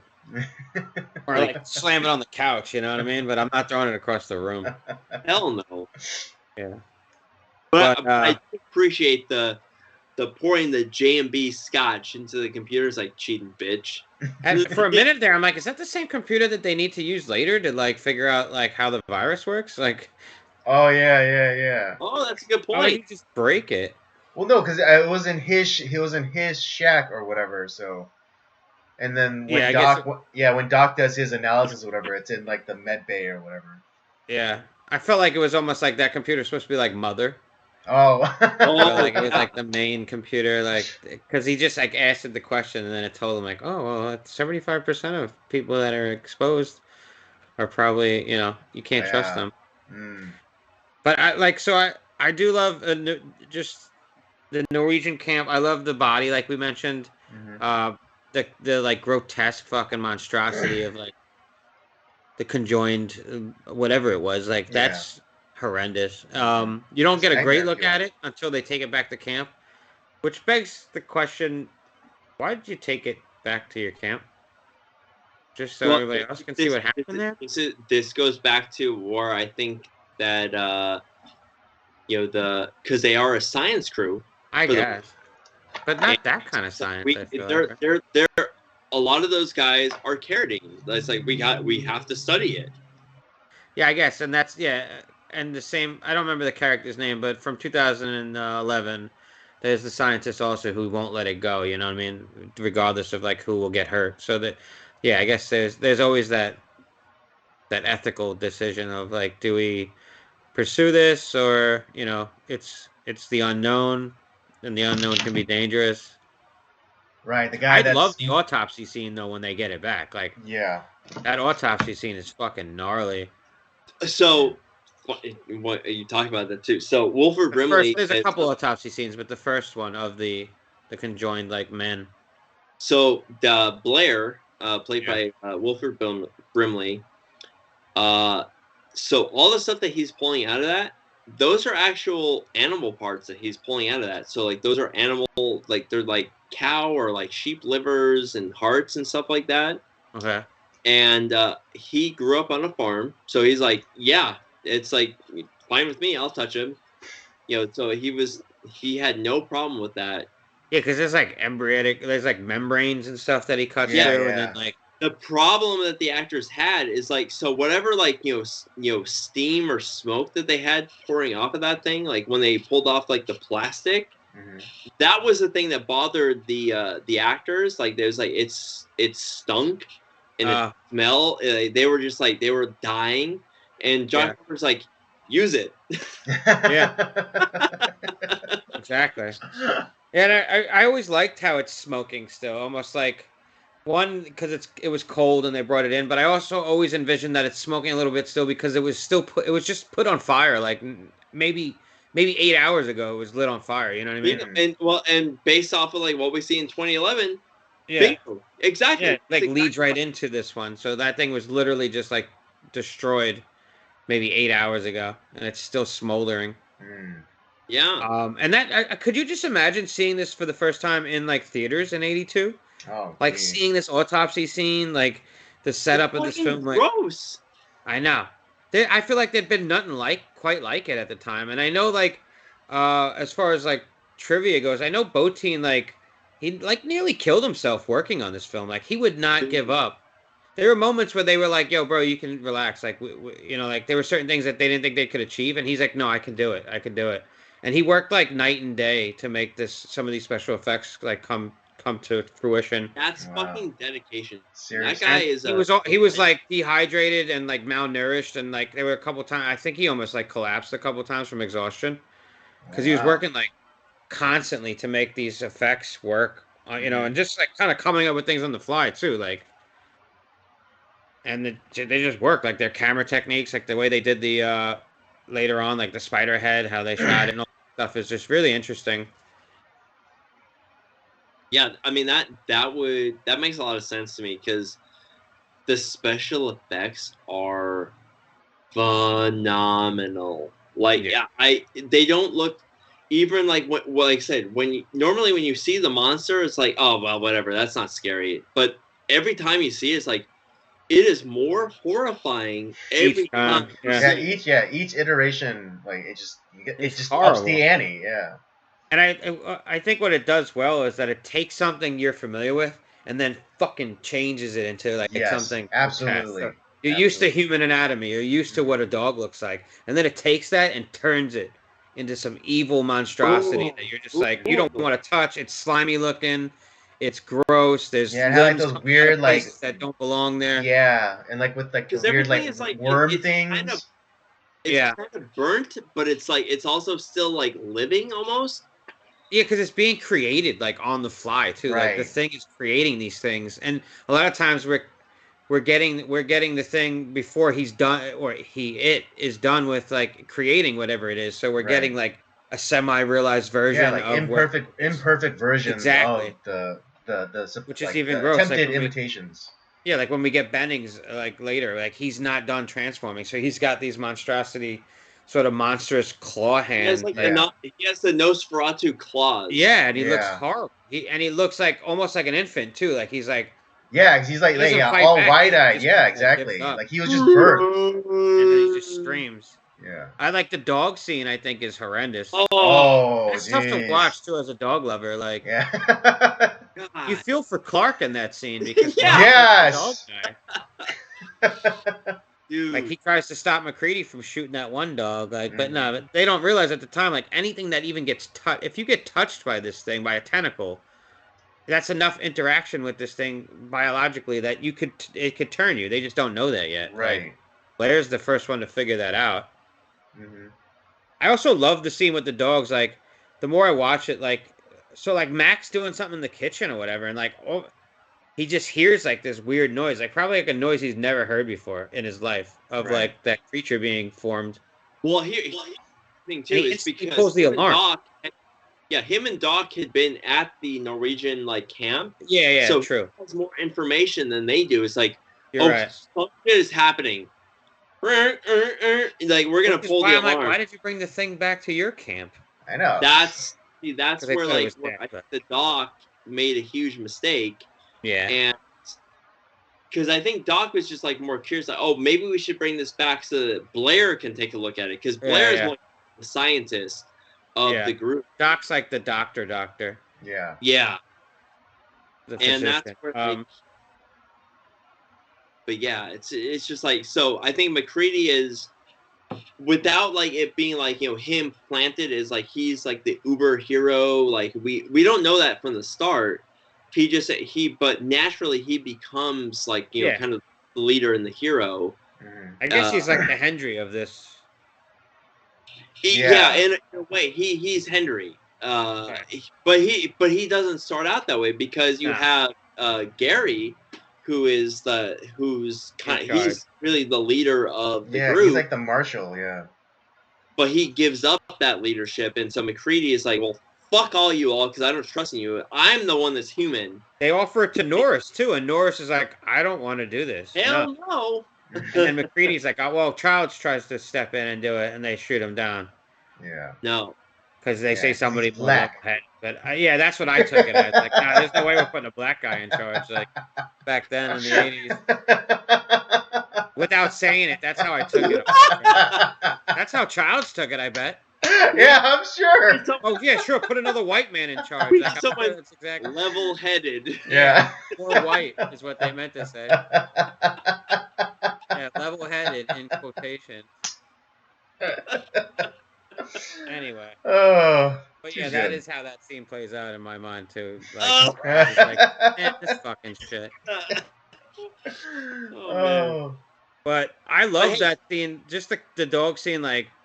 I don't know, like it's nobody knows what's going on yet. Clark's Right. looking at it like he can't even figure out how to tell anybody to like. He doesn't know how to react because Yeah, he's never seen anything like this before. He doesn't know what the fuck's going on. And then Mac knows. And I just love this scene of like Bennings running into Child's room and he's like, Mac needs you now. Get the flamethrower. And Child just sort of like, what? The Yeah, what the flamethrower? fuck? It's like, get the flamethrower. Mac said now. Like, fuck. and then yeah, I just love the way everybody like conjoins in on that area from different exits, and then like they're witnessing like something they've never fucking seen before. And I feel like as viewers too, like we've never seen anything like this either. No. That's what this film does so well. I feel like we're in there. We're just like one of the people there in this isolated area. Yeah, that's what I like also because it's like even though like you know they're scientists or whatever like but they're acting just like everyone like just like you or I would and just like oh my god this is fucking crazy. Yeah. The other thing too that also adds to the isolation because there's never any radio contact because right away like Windows like when we first the storm's coming. It's like hey can you reach anybody on the radio? No, I haven't been able to reach anybody for 2 weeks. Yeah, he's already been having trouble. Yeah. So it's already established. And like this film just does like it just fucking throws you right in the mix right away. Like you get a little bit of like slow time in the beginning real quick, just setting up, but then once they get back with that body and then the dog scene happens, like that's it. Like you're off and running. Yeah, we're right in the movie. Yeah. And you get like nobody knows what they're looking at. So, like, even Childs, when he comes in with the freaking flamethrower, like, he hesitates for a minute because he's like, what the fuck am I supposed to... And they're like, shoot it, you know, like, burn it. And it starts to come after him. And you see all these different... you see different transformations, like, so quickly just in that one scene of, like, it went from dog to this tentacle dog thing with, like, flower. Right. Yeah, and then, like, it grew arms and, spores. Yeah, it started hanging arms, from and the then you see, ceiling. like, human eyes inside it, looking around a little bit. Yeah. So then when we get the autopsy later where Blair's doing the dog autopsy, like that shit's sick too. He's like cracking it open and pulling like the head of the other dog that was being formed. Like, I guess this thing's weird too because sometimes it feels like it ingests you and then creates like a brand new version or several versions of the same thing. But at the same time, I feel like it can just get inside a person and keep you whole. But it's inside you now. It's changed your makeup. That's right. That's what the who's that guy that had the heart attack? Norris. Yeah, Norris. Yeah, that's what happened to Norris. So he didn't know he was the thing the whole time. So there's like different iterations of it. Like you could be infected by it, not know but it's in you. And then it seems like there's times where it literally makes a doppelganger of somebody. Because I'm like, what does it do with the original? Right. Like with Bennings. Did it take Bennings over or did it create a new Bennings? Right. Or does the thing absorb the thing that it's imitating? That's what we see a little bit in the 2011 prequel is that it is creating kind of like these doppelgangers essentially inside of it. Yeah. And we do get that a little bit with the John Carpenter version is that like when when Blair is going through and dissecting it, he sees like the little aspects of like it recreating the dogs with the actual fur, and you get like the one like side of the face with the fur and the eye, and it's like, well, that's an imitation. That's not actually the dog. Yeah. But what it thinks of as the dog, and it's like, and he's like, that autopsy fucks him up because like, what the fuck is this? I know. That's where he gets real fucking fucked up. And that's when he starts doing his research. Yeah. Yeah. And like sticking to himself. I also always wondered, does this thing have a hive mind? Or like, so because it creates several versions of itself, right? Or like, there's several different people infected at once. Are they aware of each other? Or are they not even aware? Like, it plays stealthily so much that like, they don't even want to come out and say like, hey, I know that you're the thing. I'm the thing too. Like maybe they don't even know that they are. Here's a thought I had too, and this is where I think like maybe John Carpenter like was taking something from the original. They had this whole discussion about what's called the was it like the tentacles? It's something about like the brain tentacle that like was able to like it was able to transport thoughts from like 20 or 100 miles away, like that what the fuck was it like? Oh, you're talking about the vine. Yeah, the brain vine or whatever. Yeah. Mm-hmm. And I think that this is exactly like kind of like what was happening here in John Carpenter's version, although it was, I think, in some iterations, like some things knew it was the thing, and then like as it infected certain people, like Norris, I don't think Norris knew he was the thing until it like exposed itself. And even then, I think that Palmer knew he was the thing until he was exposed towards the end. Though I think that he was one of the first people exposed. Yeah, to the dog. Mm-hmm. Yeah, the dog. Because we had that whole scene, like as McCready and the doc were flying off to the Norwegian camp.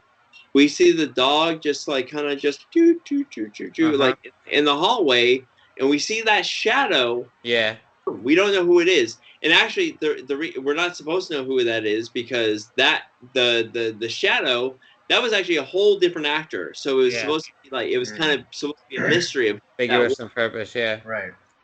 Some people think it's Norris. Some people think it's Palmer. Some people think it's a whole bunch of people.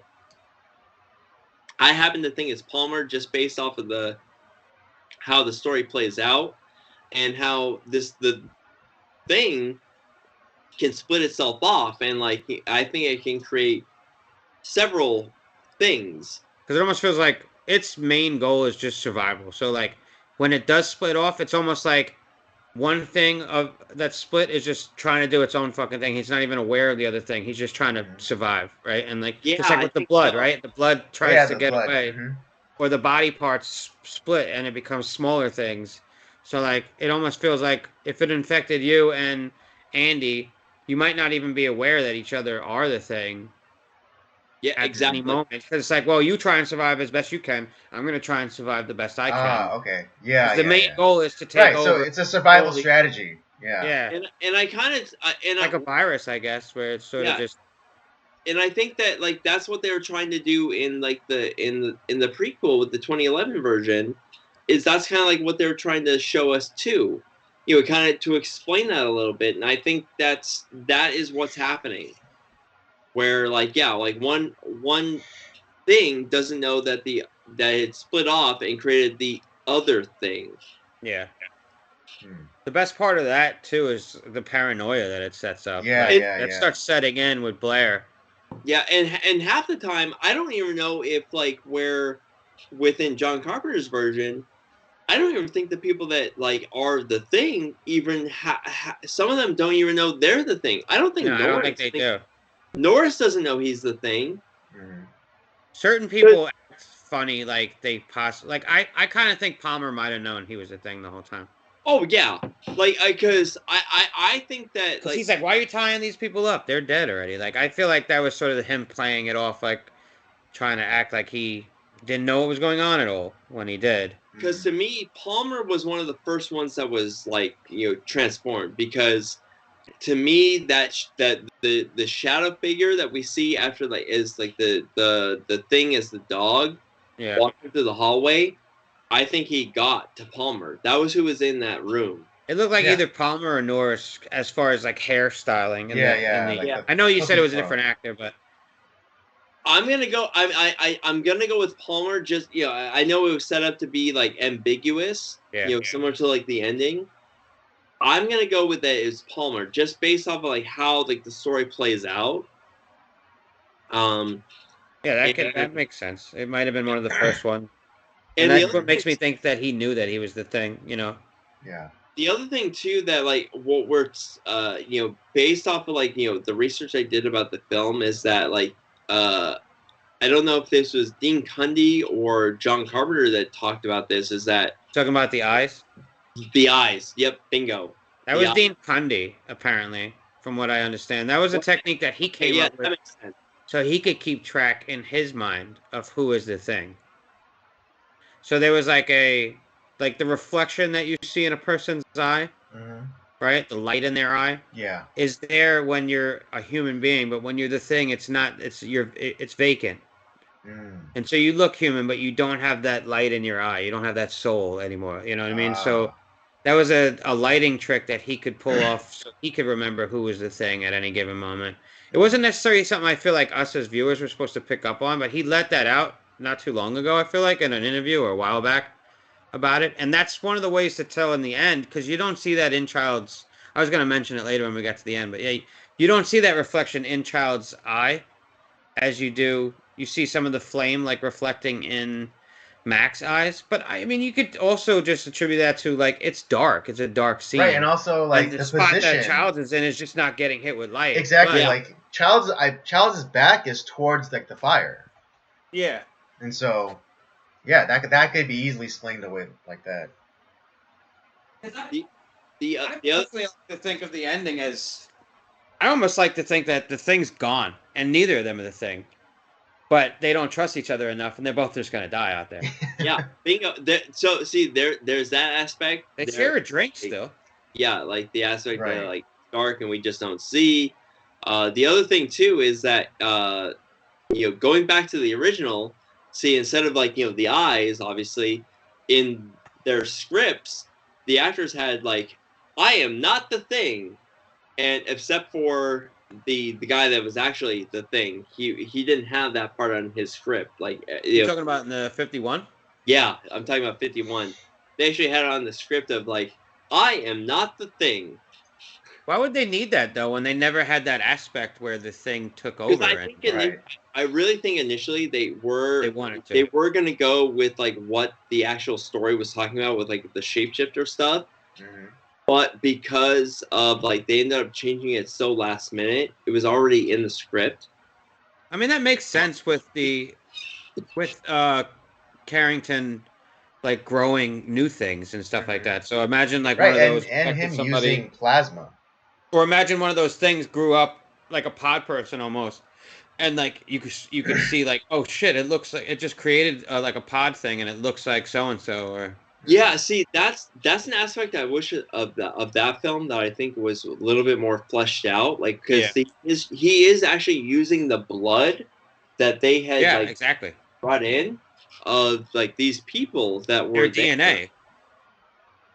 And so it's like all of a sudden, like you have a Scotty or you have a Hendry that's there, and then he ends up killing somebody. It's like, well, wait a second, is this Hendry or is this the monster? Yeah, that would have been very interesting. Yeah, I think that would have made the movie even better. Yeah, in my opinion. But we just don't get that. But we definitely get that here, like where like you have no idea who is the thing, and I don't even think the people who are the thing even know they're the thing. And like Blair's the first one that definitely is aware that like, all right, this thing's infiltrating, and I can't trust anybody. I love the way he speaks to Clark, like, and when he's just like talking about like, all right, the dog was like loose this whole time, and then he's like, how long were you alone with this dog? And then Clark's sort of like, I don't know, like it's not important, but to Blair. He doesn't want to tell Clark, but in Blair's mind, he's like, "Fuck!" Like, yeah. And then he, with the research that he gets from the virus, he finds out like I can't trust anybody right now, and that's when he starts getting like fucked up, where he's like, "Fuck it, I'm gonna make sure this thing can't leave." Yeah, so, like with Blair, he becomes like the thing. He almost seems like he's like the main thing at the very end, but like, I don't think he was the thing the whole time at all. No. Like when he's destroying the equipment and the means to get out of there. I think that was Blair. I think. Yeah. I don't think it was the thing until they put him in the shed. Here's because Andy and I talked about this too. Take a drink every time we say the word "thing." Yeah. Yeah, I know, right? But yeah. Here's the thing. Andy and I talked about this when we were watching the movie, is because they talk about how, despite it being burned and on fire, they killed it. They quote unquote killed it with fire. That it wasn't actually dead. there was still cell activity. cell activity. And my thing is, even though they took all like the remains or whatever, and like they burned it within the snow, and then they like plowed it over with like more snow to like quote unquote freeze it.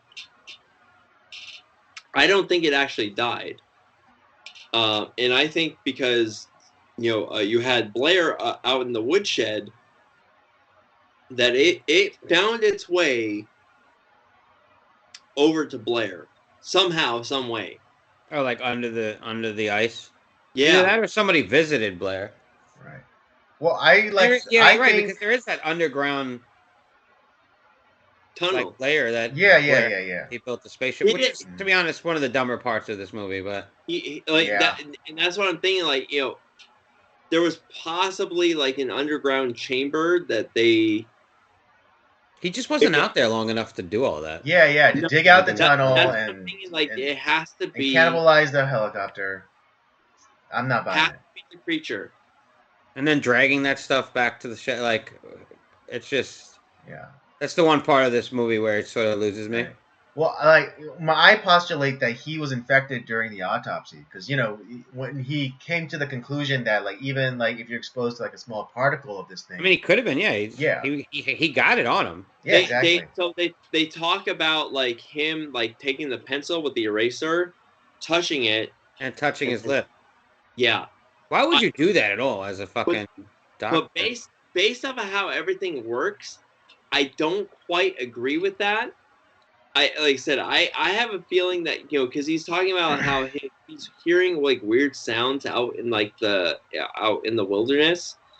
I really have a feeling that them burying the burned remains of the thing. I feel like it didn't die, and it did like it was trying to seek more another person to like overtake. And I think they got to Blair. That's what happened. And because we don't know, we actually have no idea how much time has passed.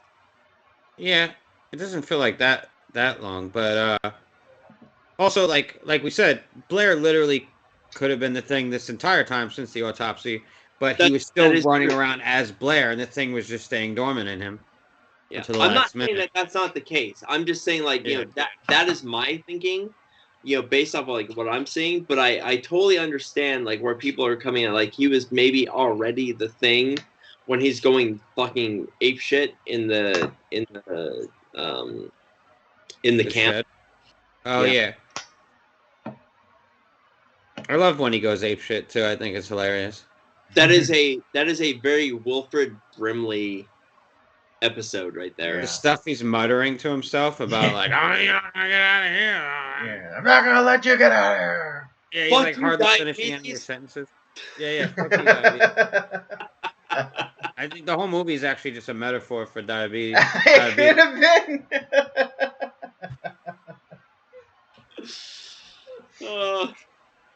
That's great. I love that. Yeah, so like Blair cracks at that point. I mean, like him taking care of the communications and the means to get out of there. That could be the alien trying to make sure that everybody can't get out either. Mm-hmm. Because the alien's smart enough to know that, like, well, fuck it. If I just take over, if everybody dies and I'm the only sole survivor or whatever, like that's enough for me to. He can do whatever he wants. Yeah. He doesn't have to get out of there immediately. Right. Yeah, and like because he's not human, he could put himself in suspended animation or whatever and wait for the like we rescue said, team. his cells don't die like the humans do. Mm-hmm. So. But yeah, like the all the characters are pretty awesome. Like I mean, we can talk McCready a little bit, who is obviously like our main character. But they're all good. Like Fuchs, you get Child's great. Windows. Mm-hmm. Yeah, so initially, because after when they were filming Escape from New York, Carpenter was talking with Kurt Russell about like what he wanted to do, like about this film, and he initially is like he didn't say like, oh, you're gonna be a part of this film. He was just talking about it, like, and Kurt Russell gave him a bunch of ideas about like, oh, you know, if you're gonna do this, you should do this, that, you know, blah blah blah. And you know, later on, it's like, well, it's like, you know, it's gonna be an ensemble pick, and he was like, I'm not. It wasn't like that. He was gonna choose Kurt Russell to be the lead. And then like later on, as I think some people dropped out of the project, it's like, hey, you know that thing I was telling you about? Do you want to be on it? It's like, well, okay. And you know, Kurt Russell kind of like, you know, fell into the lead of this movie. But he just, and I think that's kind of like how McCready ends up becoming kind of the leader of this group. He just kind of falls into it. He's not really the leader per se. I mean, people respect him. Well, he's like the next white guy. We've already established that. But how, I mean, with that like head of hair and that beard, how Yeah. would you not respect him? You know, Captain, my Captain, like- right? I mean, not everybody in the camp does respect him. Like, they I turn mean, on him pretty quick Yeah, Childs doesn't like him. Yeah. because they're both sort of similar guys. I feel like they're both Yeah. sort of alpha males. I feel like, you know, Mm-hmm. they're take charge kind of guys. I feel like, yeah, but yeah. and then like we said, like as we joked around, but I'm sure the race thing, you know, this is the '80s, so like, Childs probably was dealing with some bullshit, like being a black man here with all these white guys, and probably at times was probably like, you know, why don't I get the recognition that someone like McCready probably gets, you know? Yeah, because Childs is he's a good dude. He's Yeah. my thing is like, you know, what exactly is Childs' his role I don't know. group? Yeah. I don't even mean, know what he McCready's has a a pilot. flamethrower. McCready is the pilot. That's it. Yeah. I got the sense that Childs was a sort of like I don't know, like the muscle of something, whatever, like Yeah, whatever or he they could be like, you know, he could have been a mechanic. Yeah, a mechanic or something like that. Yeah, something more like hands-on. Yeah, That that's makes sciencey. sense, 'cause, you know, because we have with the other black the black kid, The guy on the roller skates. I Yeah. feel like Yeah. He's the kitchen guy. Yeah, he's a Disco cook. too. He was Just the goes to- That's Knowles. yeah, Knowles, yeah. no, he was Palmer was another pilot, yeah, he was another pilot. big weed smoker. Yeah. Yeah, Windows was the communications guy. Yeah. Fuchs was, I guess, another scientist. Yeah.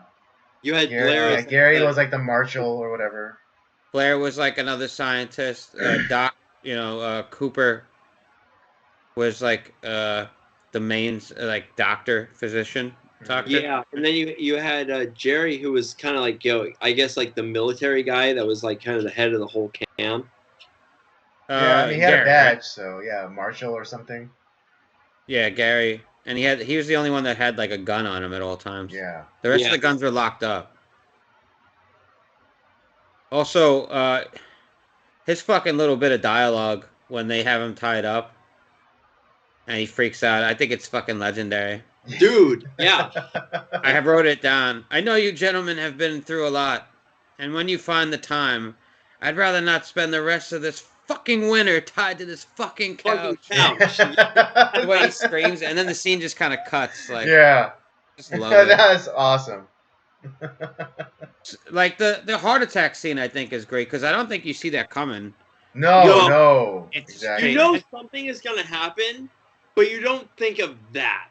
Yeah, Right, and the fact yeah. that like he's infected by the thing, but he as a human, he's still having a heart attack. Like, Right. I don't So- feel like the thing did that on purpose. I feel like it just went along with it when they were defibrillating him. No, here's the thing is like here's like what my thought is, because he is like already like because there was already like, you know, some tense scenes before that, and you see him like, oh Yeah, when he's looking out the window, he's like, oh. chest. And so we're thinking like, oh crap, he's gonna have a heart attack because like, you know, he's just so like scared. But what's really happening is that like he's being overtaken by the thing, by the thing, yeah. Mm. but he doesn't know it. But he does have a heart attack, so it's Right. right. No, but here's what I think happens. It's not a heart attack per se. Is that the actual Norris is dying, and the thing is Yeah. coming to life. Because then it almost seems like the defibrillator is what activates the thing in him. Because right, it's a survival. It's another survival thing. And actually, if you think about it, it's a nod to the original because in the original they kill it with electricity. Yeah. And so like exactly. So like the thing is having it's having a survival instinct, and so like exactly. that's when it like opens up the chest and like rips the arms off. Law. Yeah. That's so crazy, man. Do you know how that effect was done, Hydraberg? Which one? The hands thing? Yeah. They used an amputee. Yep. For the scene. Yeah.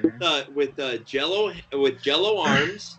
Yeah. And they put a mask that has the doc's face on the amputee. So it you think it's him. And it looks fucking fantastic. It does. Because he kills over like right away. Mm-hmm. Yeah. He doesn't become the thing after. Like I don't think anything happens to him. He's just right. He gets killed from the blood loss. Yeah, and then Norris's body just transforms into several things. Yeah. You gotta be fucking kidding. Oh my god. That scene that's the scene that you want to like. So like we have a friend of our podcast, Cut Above, my friend Miles. I've met him through the Straight Chillin' community, and he took a video one time. He watched this movie with his friends, and he took a video as they were on the couch. They'd never seen it, and he had seen it once at least before. He had seen this movie later on in his life, but and he loved it instantly. And he took his video and he was like sort of filming them without their knowledge to this scene, just to get that reaction. Candid view of because this is just that scene that like you don't see coming. Like we said, it doesn't have many jump scares, but this is the one. Yeah. You don't need a lot of jump scares when you have one like this. Yeah. Well, although technically you can count the Blair at the end. That's kind of a jump scare where he comes out and like just. Oh, and puts his hand through. Yeah. Mm-hmm. Oh man, just that scene too. Like the fucking hand through the skin. Something so like fucked up about that. Yeah. Like he's molding into you. Yeah, it's so weird, man. Oh, it's fucking gross. It is. It reminds me of something like out of Hellraiser too. Oh yeah. But yeah, so the Norris scene is just so iconic too, because like his fucking head detaches, and you see all the green fucking like goo and tentacles. Here's the other thing about that scene too, is because a lot of that stuff was like all like the weird fluids and stuff that were like coming popping off of like the special effects, and they wanted to use real fire. So that was all chemical fluid that was coming out of like the special effects. That the fire that was created based off of that, like it ended up like igniting the fire even more, and they were actually like scared. They actually almost like burned the whole set down because of that. Well, that was an homage to the original then. Yeah. Same deal. Yeah. And intentionally. I wonder, did they go green for ratings too? Like they probably made some of the blood green. Oh, how like they change the color of the blood so you can get away with more? No, see, I don't know about that. Or did they just do it so it seemed alien? Yeah, the other thing too, I think that's why they went green. The other thing that happened too is that like, because right after that you have Kurt Russell, McCready, throw the dynamite at that like at the body or the fucking head or whatever. So the explosion, that was a real explosion. That was real dynamite that they tossed at this thing to create the explosion. Yeah, that was during the blood test.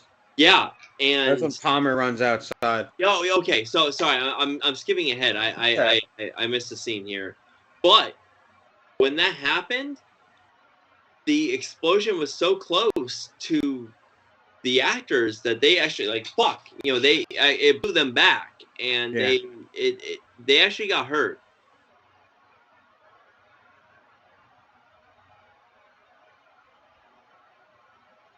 I kind of love about these movies, you would not have this happen today. No, but I kind of like CGI. I like the aspect of like these guys are getting hurt. They're like maybe it's a sick thought in my head is like there's some real it feels real because it is real in a way. The Spider Walker crawler. That's one of my favorite. Fuck, it's so good. It's so fucking good. It's so gross. What that's the thing is like there's all this like visual like, and then like the little eyeballs come out. Yeah, the eyeballs. You have like even like in the dog scene, like the dog kennel scene, like it grows like these like the spider legs, and it's like, oh yeah, fuck, it's gross. Like crab like or like I don't know, it's so gross. Yeah, I believe I think they filmed some of that scene like in reverse or something like that, or it's like where it's pulling itself. Yeah. Something like that. I forgot. Yeah, like when the tentacles go around the dog, like that's obviously like reverse. They just put the tentacles on the dog and then just like pull that off. It's fucking great. It's all shot really well though. It all works. But then like then when you do like the whole, the whole blood scene, like where it's like, I'm gonna do like I already know what I am, and like you do the blood test because they were initially were gonna test like all the blood. But then all the actual blood samples. Someone got to it, yeah. Yeah, someone got to it. Which leads to more of the paranoia. It was like, wait, you had the key. You had the only key, and I was the only other person who could see it. Here's the thing, though, is because Jerry gave the key to Windows, but in Windows saw Billings being just like enraptured by the thing. He's like, fuck, and he in his paranoia and in his fear, he dropped the keys and he left them there and he ran off. And in that panic, nobody remembered who. Jerry didn't remember who he gave the keys to. He thought that he makes sense. And I'm because sure neither of those guys were the Thing. Right. Yeah. Gary or Doc. Yeah, and somewhere along the line is that someone probably picked up the keys, gave them back to Jerry because he had them on his belt.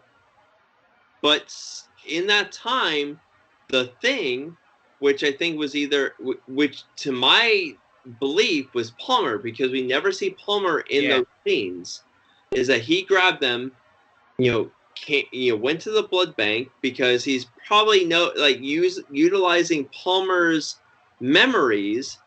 Went to the blood, to the blood container, slashed all the blood, closed it back up, in a very quick manner because maybe he drank it. No, I'm just kidding.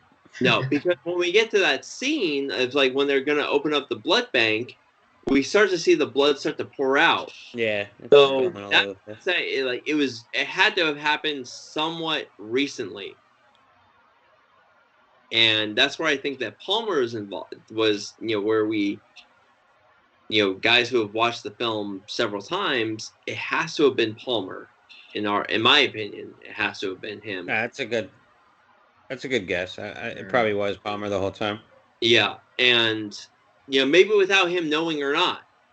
I'm kind of glad that scene plays out that way, because then we get the blood test scene, which is so good. A great fucking scene. It's very tense because after everything that's happened, McCready, he doesn't actually have a scientific I know what's gonna happen. But he's not a dumb guy. It's based off of what I'm seeing is I think this thing is gonna react to the heat. Yeah, because he sees how Norris's body broke apart and several parts of him tried to they kind of worked on their own, trying to survive. Oh, okay. And that's where he came up with the idea, we're going to use this hot wire on the blood, and it's going to react, because if they're this thing, we're going to, it's going to want to, defend itself against, any sort of attack. Pain. Yeah.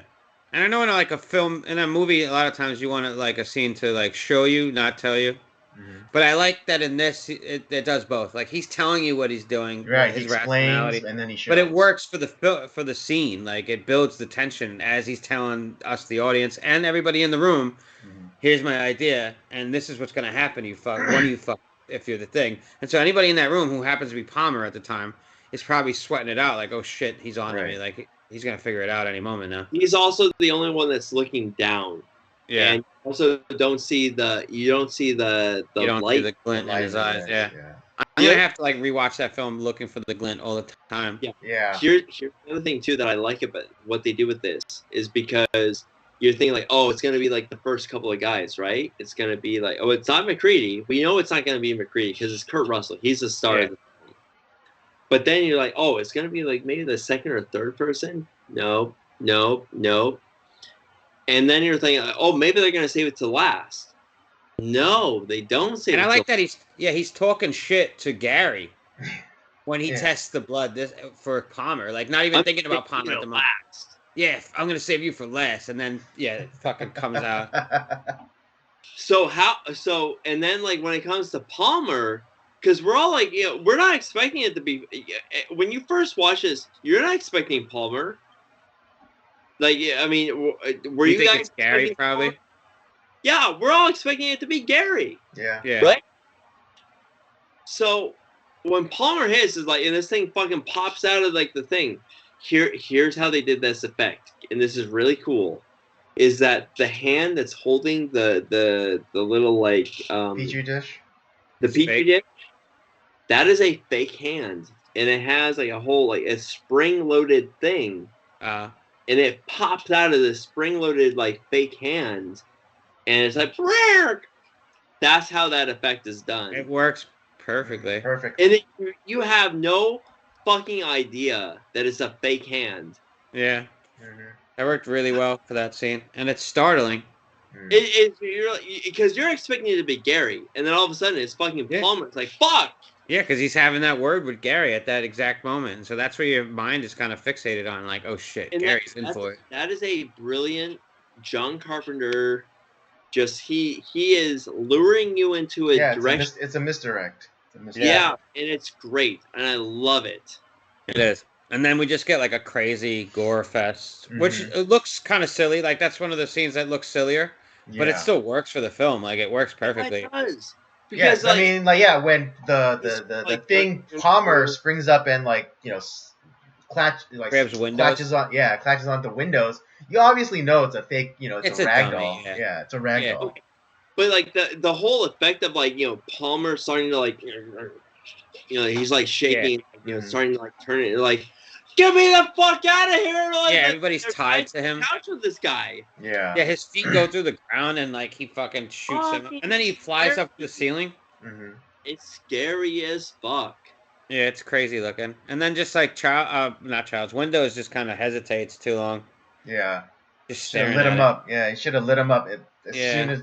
Well, what I also like about this too is because with McCready, he's like, "Fuck, it's not working," and he's kind of like he's choking in a sense in that scene, and that's kind of what would happen is you have these two guys who are, fuck, it's not working. Yeah, and any other allies that you would want in that moment, you have them all tied up right now. So like anybody that could help you is tied up.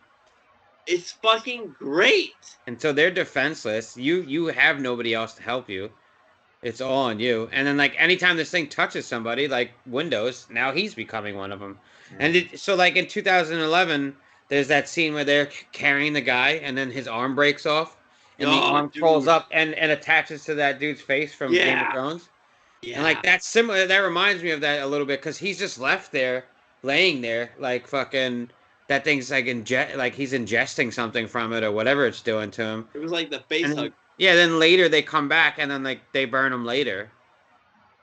To be honest, reminded me of like Windows because of with the beard. I thought that was the guy that was gonna survive because that's the guy that's like all like his like the Swedish chef his Swedish chef like dialogue shouting at the American yeah. It's like. Well, yeah, that scene just plays out perfectly. And then we find out that Clark was human, and that. Yeah. But you know what? He had a fucking. He's gonna kill. He was gonna stab McCready. And McCready wasn't. He wasn't the killer. Somebody had. They framed him for being the thing. McCready was not wrong in what he did, but at the same time, Clark ended up. He was, I think, lured into thinking that Clark was maybe compromised because of that's what the thing was doing. Yeah. Because Blair thought that Clark might have been turned. Mm-hmm.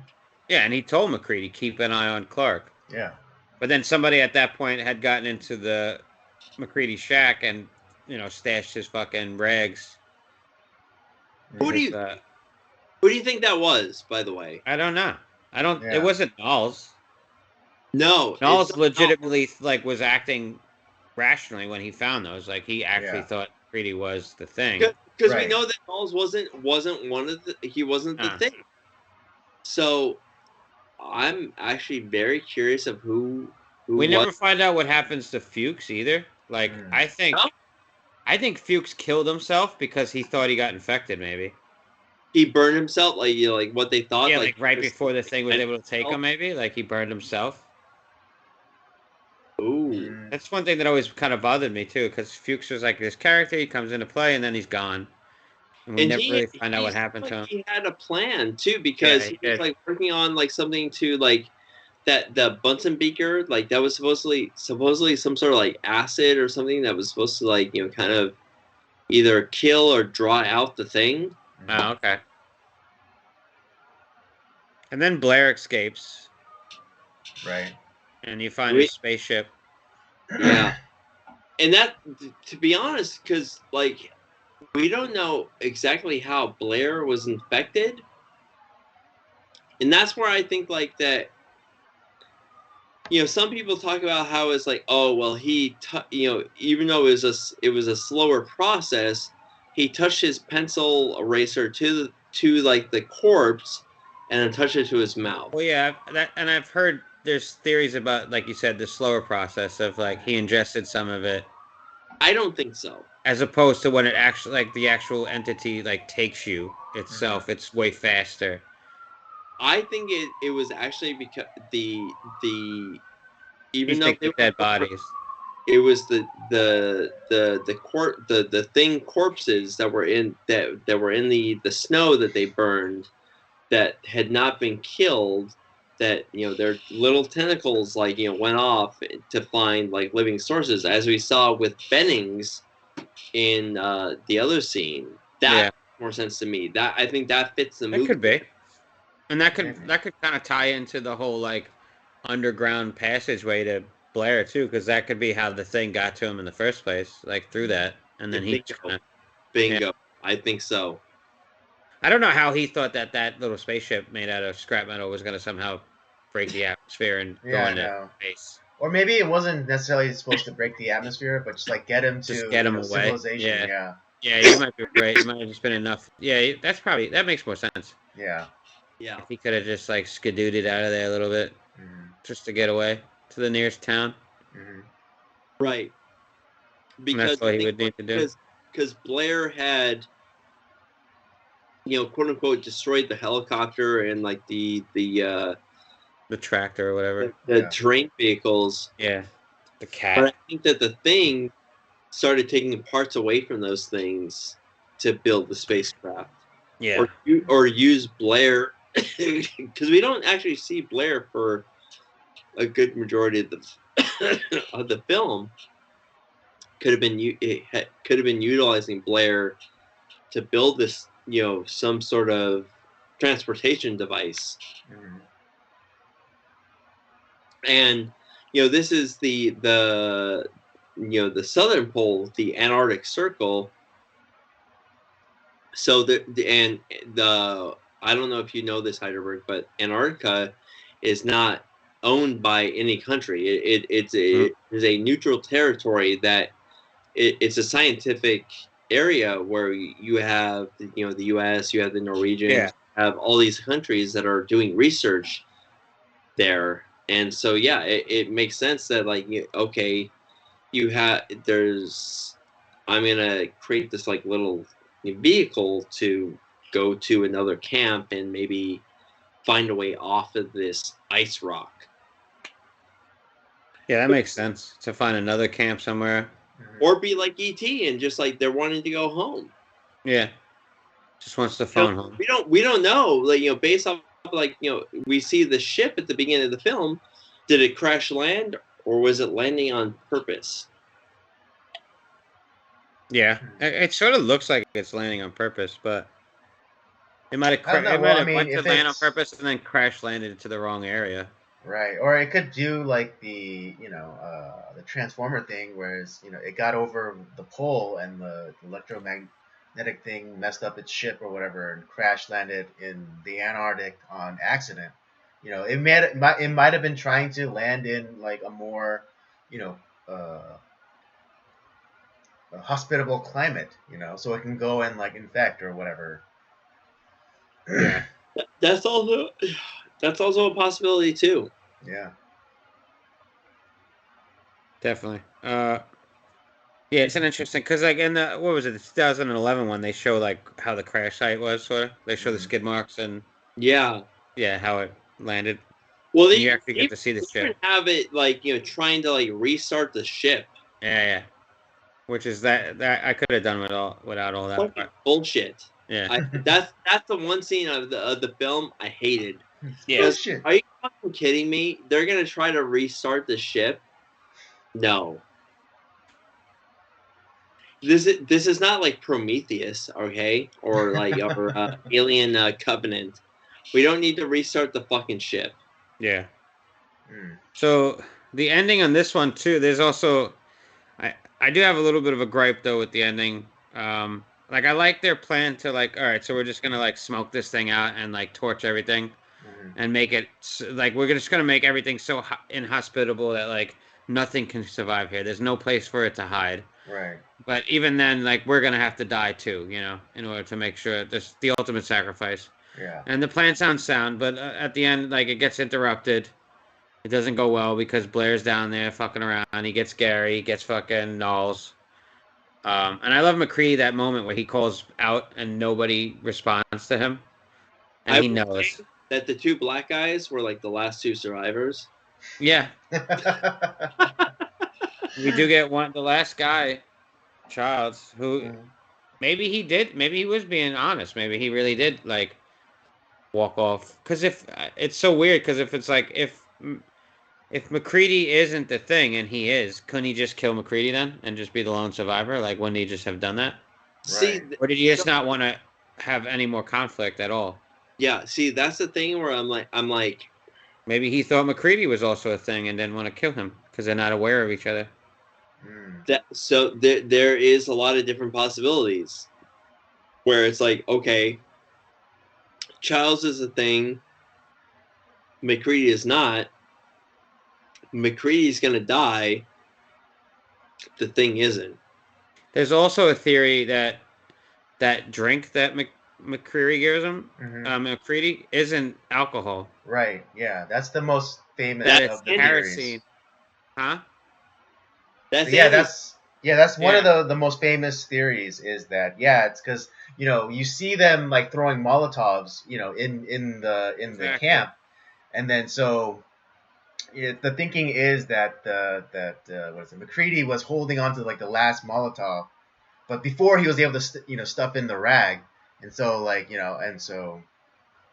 and then so that's why he laughs when he hands it to right. So kind of as a test, to test Childs is like, oh yeah, here, drink to your health or whatever. And things like never had the actual. I mean, he might know through being child. Like if he's connected to Child's body, then he might know through memory, but we don't know that for sure. That like taste and everything, sensations like that are transferred. Right. But yeah, he might have been like, oh yeah, no, this is good bourbon. Meanwhile, it's fucking kerosene. Which is actual J&B Scotch. It's just kerosene.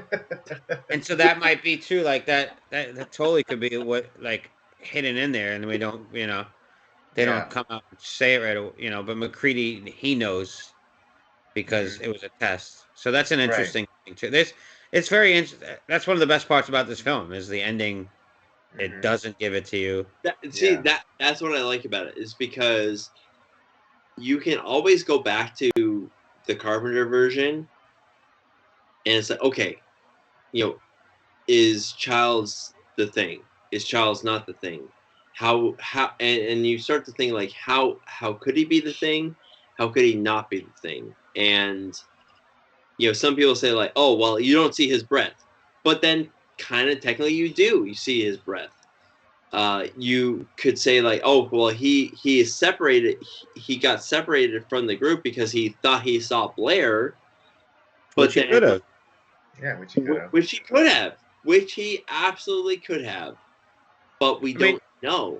The plans to do this, do that, and stick together, but you have an opportunity. You see Blair for a minute. You think in your head, like, oh, well, if I go fucking kill Blair right now, it's all over. If we get Blair, it's done. So I'll go torch him. But he got lost, and maybe he's telling the truth. We don't know. Right. And like I said, you can always go back to this film. And maybe the breath thing, there was so much fire everywhere that it might have warmed up enough that you wouldn't see his breath. Yeah, that's the other thing, too. You just don't know. Yeah. That's what I like about this film, is because it does. It's not like we're just gonna have this ambiguous ending because we don't know what we want to do. No, this was done on purpose.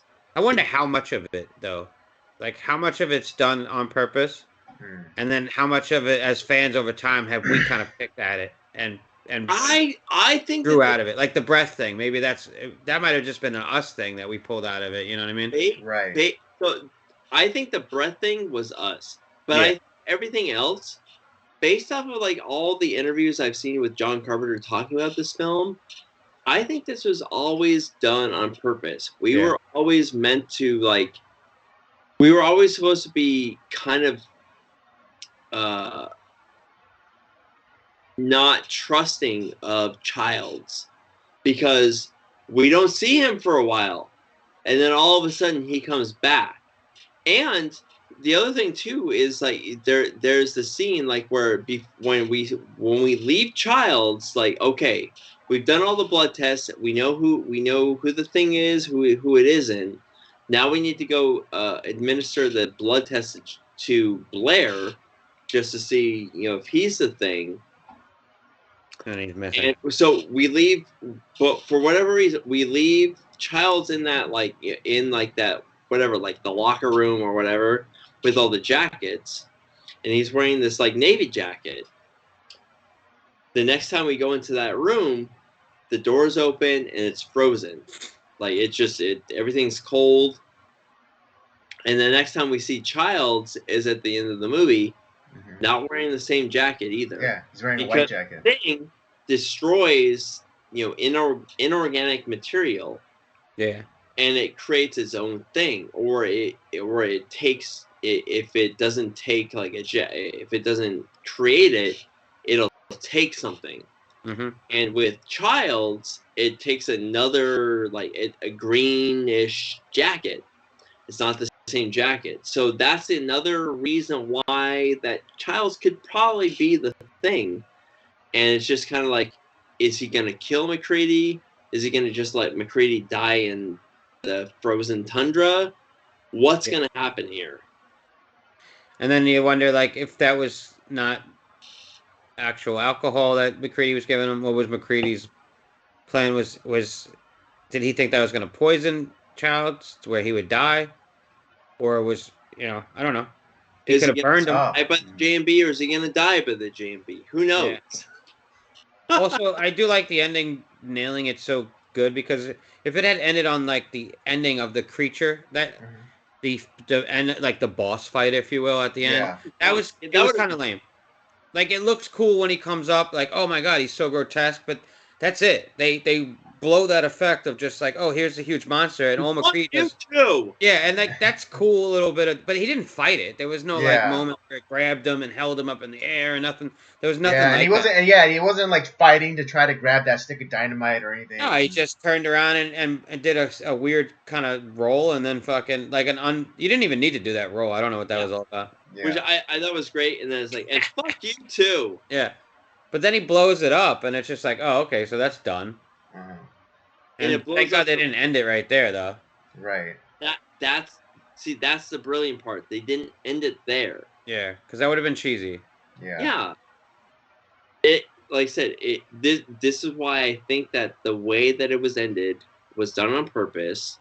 It was done ambiguously, but it earned the ambiguous ending because you don't know who to trust. You wanna trust certain guys. Like, okay, we've tested this guy, but wait, this guy's been alone for way too long. We can't trust him anymore. We don't know, and that's what makes that ending so brilliant. Yep. And then we just get like that. The score cues in again. Dun dun dun dun. Yeah. That was it. I just noticed my notes. I must have had a typo. Regardless, it's such a fantastic ending with such a great score playing. And then here's a typo. The score to this Enter film is Samsung, in my opinion. I think I was supposed to say the score to this entire film is amazing, in my opinion. I don't know how Samsung came up, but I must have been jotting them down so fast to finish them. Yeah. I didn't notice the typo. Yeah, no, auto correct. It's like Samsung? Yeah, sure. Yeah, that's what you meant. Yeah.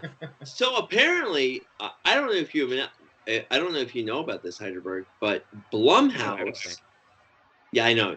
But Blumhouse is going to be making a remake of John Carpenter's The Thing. I really hope not. Give me a sequel.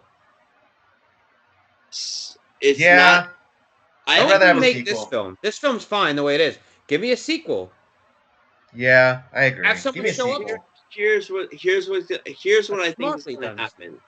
Is because we have the novella. There is a bunch of comic book adaptations based off of John Carpenter's The Thing, and then there's now another book called Frozen Hell, based off of the original book and the comic books and John Carpenter's The Thing, that Blumhouse is going to make their remake of, based off of all that material. Yeah.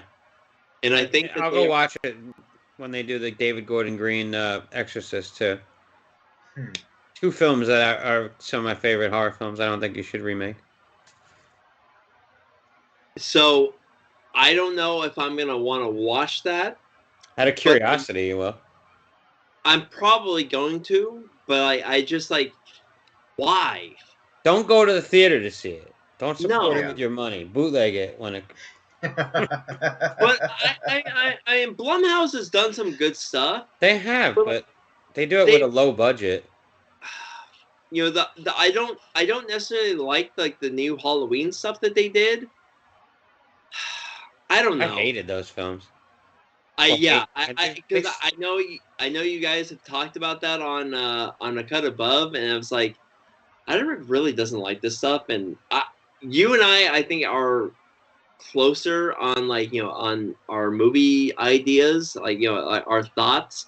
And I was like, I'll watch them, but I'm not gonna go to the theaters to watch them. I just don't get you could make 8 different original films, or you could do a Thing remake. Why do you choose the Thing remake? I get brand recognition, but the brand recognition is also going to be a negative too, because the people that recognize the Thing as a brand are the people that love this movie and are going to hate the fact that you touched it.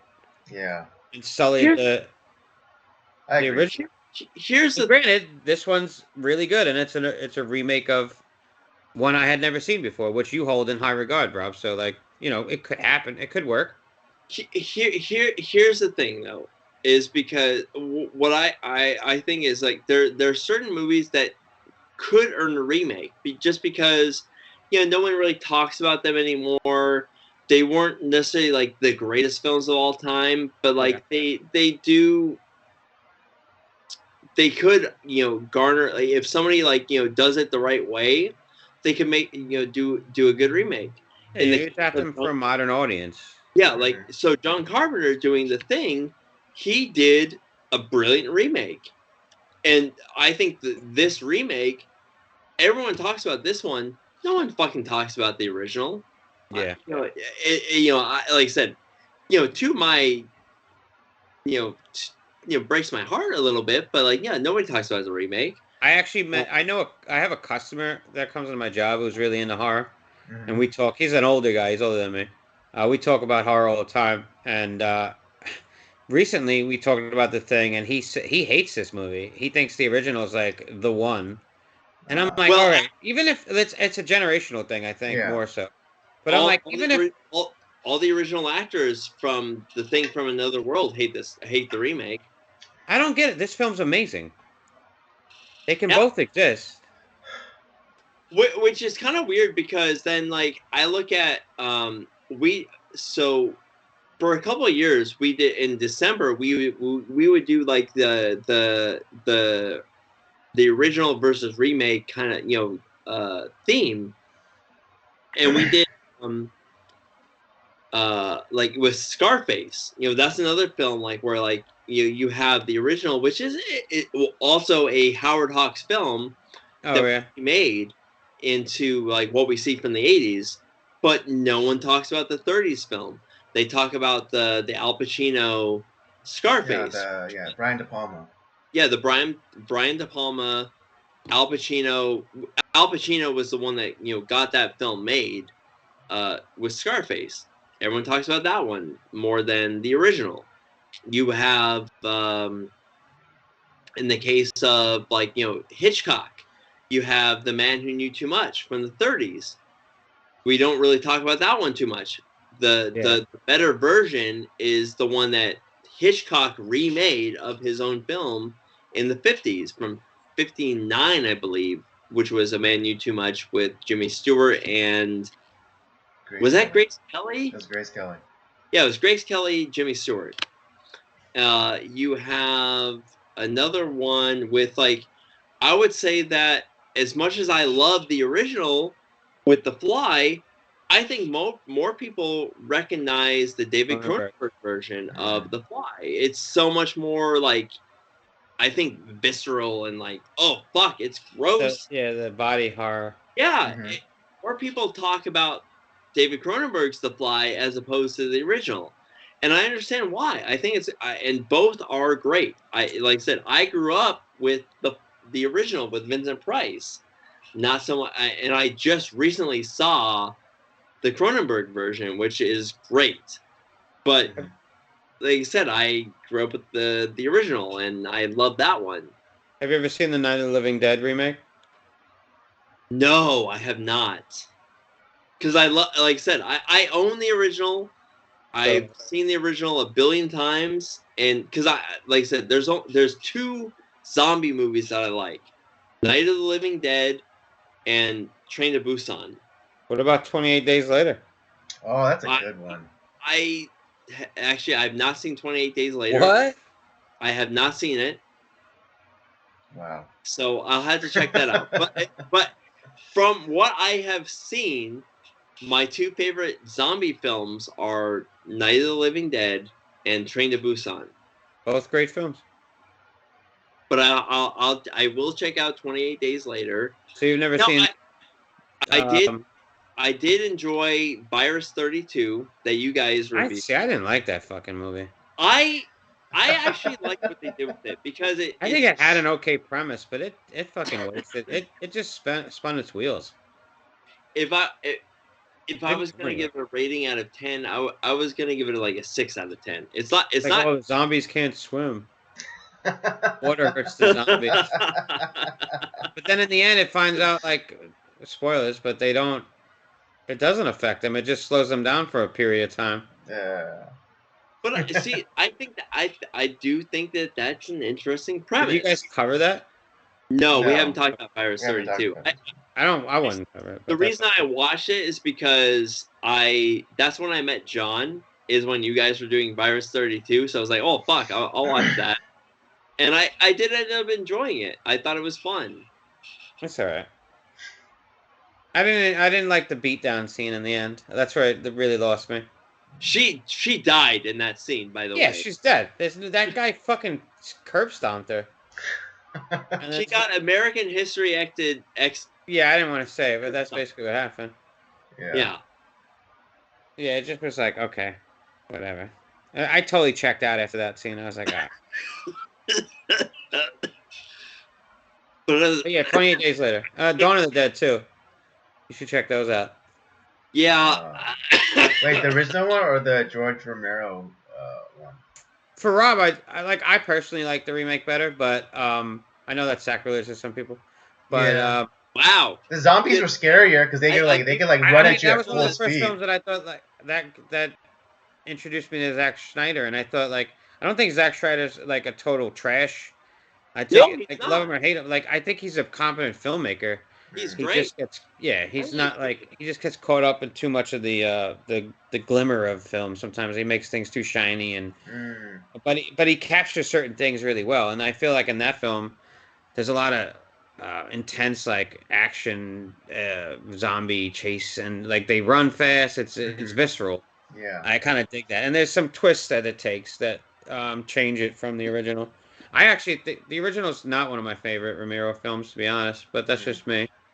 But I know Rob. I feel like you should watch both because I know you're gonna watch the original too. Anyway, Yeah. Yeah. Rob's a sadist or masochist. I watch everything. Original, remakes, bad movies, good movies, doesn't matter to me. I'll just watch it because I want to see everything within the, with if they're gonna, like A Star Is Born. I think that movie has been remade like 6 times. I'm probably gonna watch all 6 remakes, all 6 versions, just because I hate myself. I've never seen any of them. Yeah, I know about the Barbra Streisand one. I saw the Lady Gaga one. Those are the only two I've ever heard talked about. Yeah. I think I've seen the original. That's I it. heard the Gaga one's good, but Yeah, I mean the music's really good. There's I no like there's Bradley no doubt. Cooper stuff. Yeah, Bradley Cooper is an actor that I enjoy. So here's where I think like he, to me, became a great actor, was the Nightmare Alley remake. I think he's really good in it. Definitely. I've liked him before that though, but like American Hustle, I thought he was really good in. I still need to see that. I think he plays a great trash panda. Yeah, of course, Rocket. Have you ever seen him? Have you ever seen him actually like portray Rocket when he does it in the sound? Oh yeah, like the footage of He's him acting like his ass off in there. Yeah. He's not just standing still, fucking. Yeah, he's getting his whole body into it. Dude. Yeah, he's doing Rocket, man. So I gotta give him like. Yeah, give him props. Yeah. Voice acting is real acting. Yes. Those guys really work hard. Mm-hmm. We actually we talked about this, like we've had several episodes about Kevin Conroy, playing Batman, who is our favorite Batman. Oh, he's we love him, and like the guy he was so dedicated to that role. He gave everything he had to it. It's so interesting. So I saw that he was like a thespian. Yeah, he was a theater guy. He was a funny guy. He did kind of just went for for that role just out of the blue, like fuck it, I'll see how this goes, and it ended up defining his career. Yeah, he is the definitive voice of Batman, and Absolutely. he also introduced the concept of like the dual voices, because like before that no one did like a Batman voice and a Bruce Wayne voice, but until Kevin Conroy came in. Where's the trigger? Yeah. Where are me? Yeah, it's like, where are the drugs? But if we were going to, I don't know if Andy can talk about the 2011 version, but Hydraberg, if you were going to break down between the 3 versions of the thing that we have for now, although Blumhouse is going to probably bring out a 4th, maybe 5th or 6th. If I was going to marry, fuck, kill. Yeah, what would you what's your rating of or what's your ranking of the 3 versions that we have? I mean, I definitely like Carpenter's is the one, right? Like, so I guess I would marry that one. I want that one for life. Yeah. And I think I guess I'd fuck the 1951.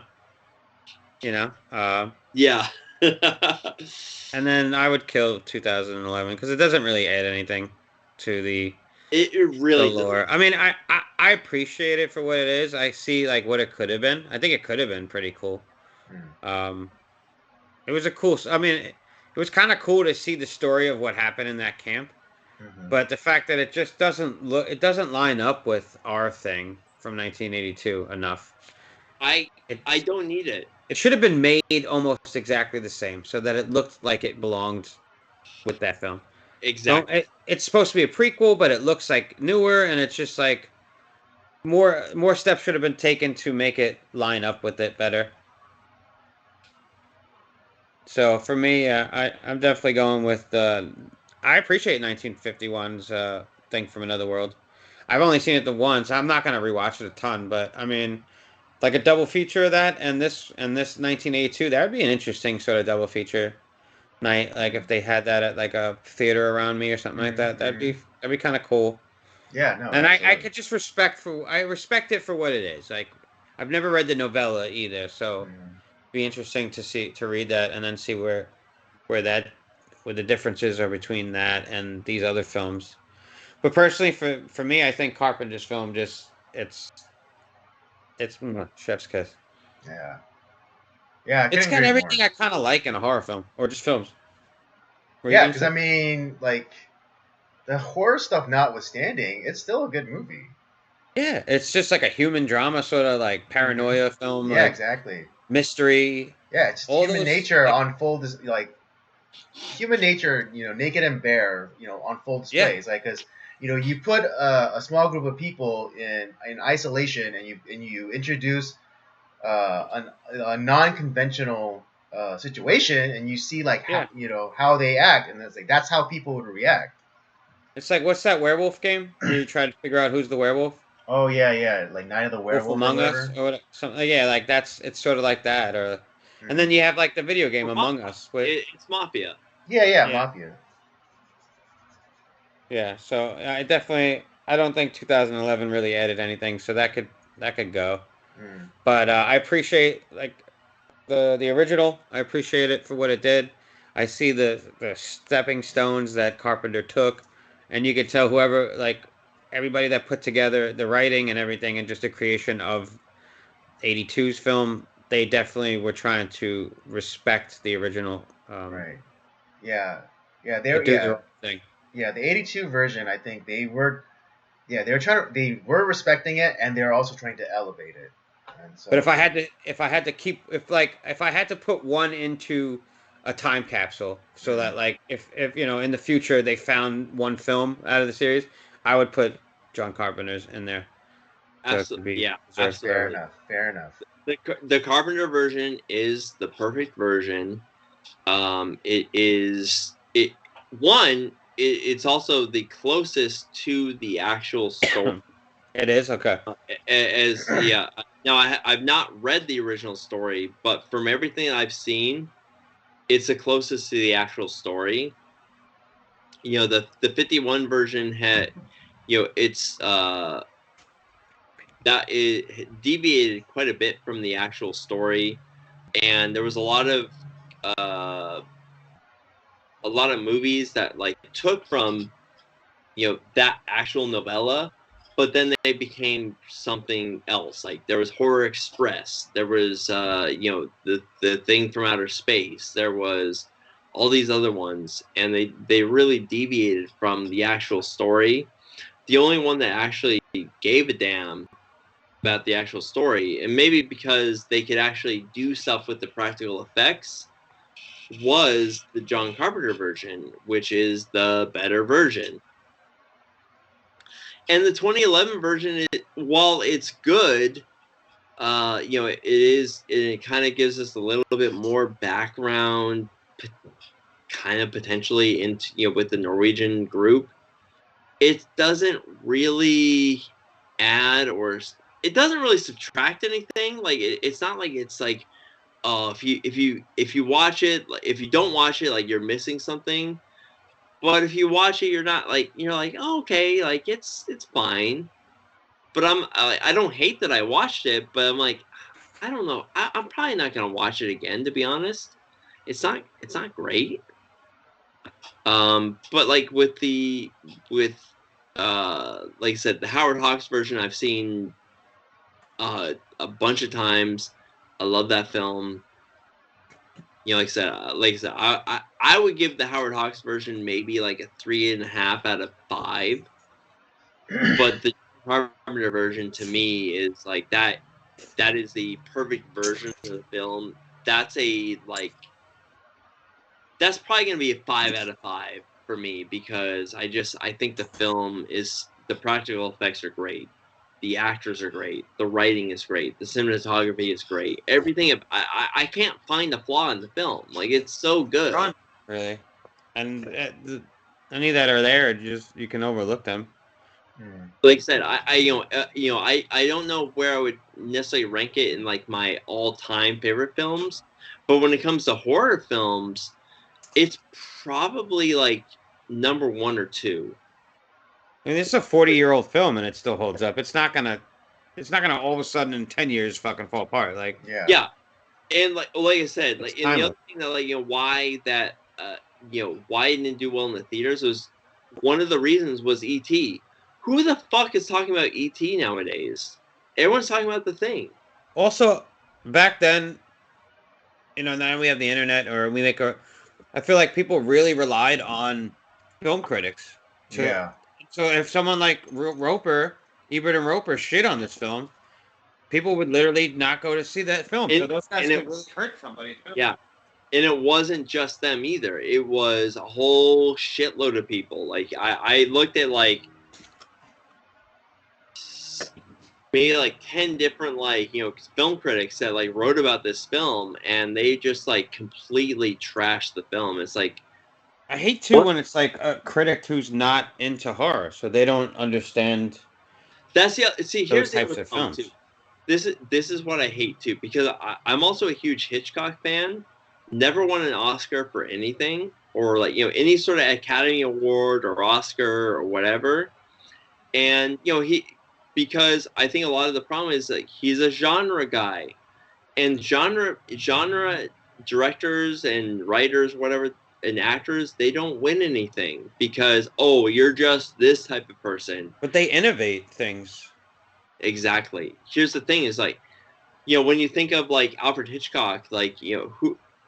You think of like Psycho and The Birds, and you think of like all sorts of different films that he's done that have lasted the test of time.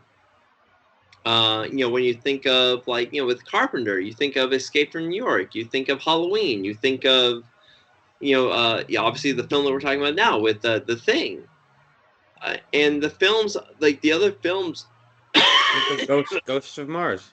Yeah, of that time. These are the films that have lasted the test of time because fans love these films. I mean, they have their flaws for sure, but like they're great films in their own right. So why, the fact that like the fans love them and have like kept them is important. You look at like a film like Nosferatu, which should have been a film that has been lost to history. A lot of the majority of silent films have been lost to history. Yet, and the fact that Florence Stoker, the spouse of Bram Stoker, who did Dracula, and they stole essentially the story of Dracula without actually paying any sort of royalties or whatever to the Stoker estate. And Florence Stoker did everything she could. She went to court and sued the production company and everyone involved with Nosferatu for stealing the story. And they actually the court ordered them to destroy every copy of the film that they had. Yet Nosferatu remains and is a classic silent horror film to this day. And I think that's because of all the bullshit hate that Florence Stoker invoked, and it was kind of like a rebellion at the fact that this film still remains. Yeah. And I think that like why these genre films still remain too, like The Thing, Halloween, Friday the 13th, Nightmare on Elm Street, Hellraiser. This is why like these are so revered and like loved, is because everyone hates on them. Yet at the same time, they're revered. Yeah. Yeah. I think a lot of films change over time, and some of the best films that we like as fans, we're not critically well received sometimes.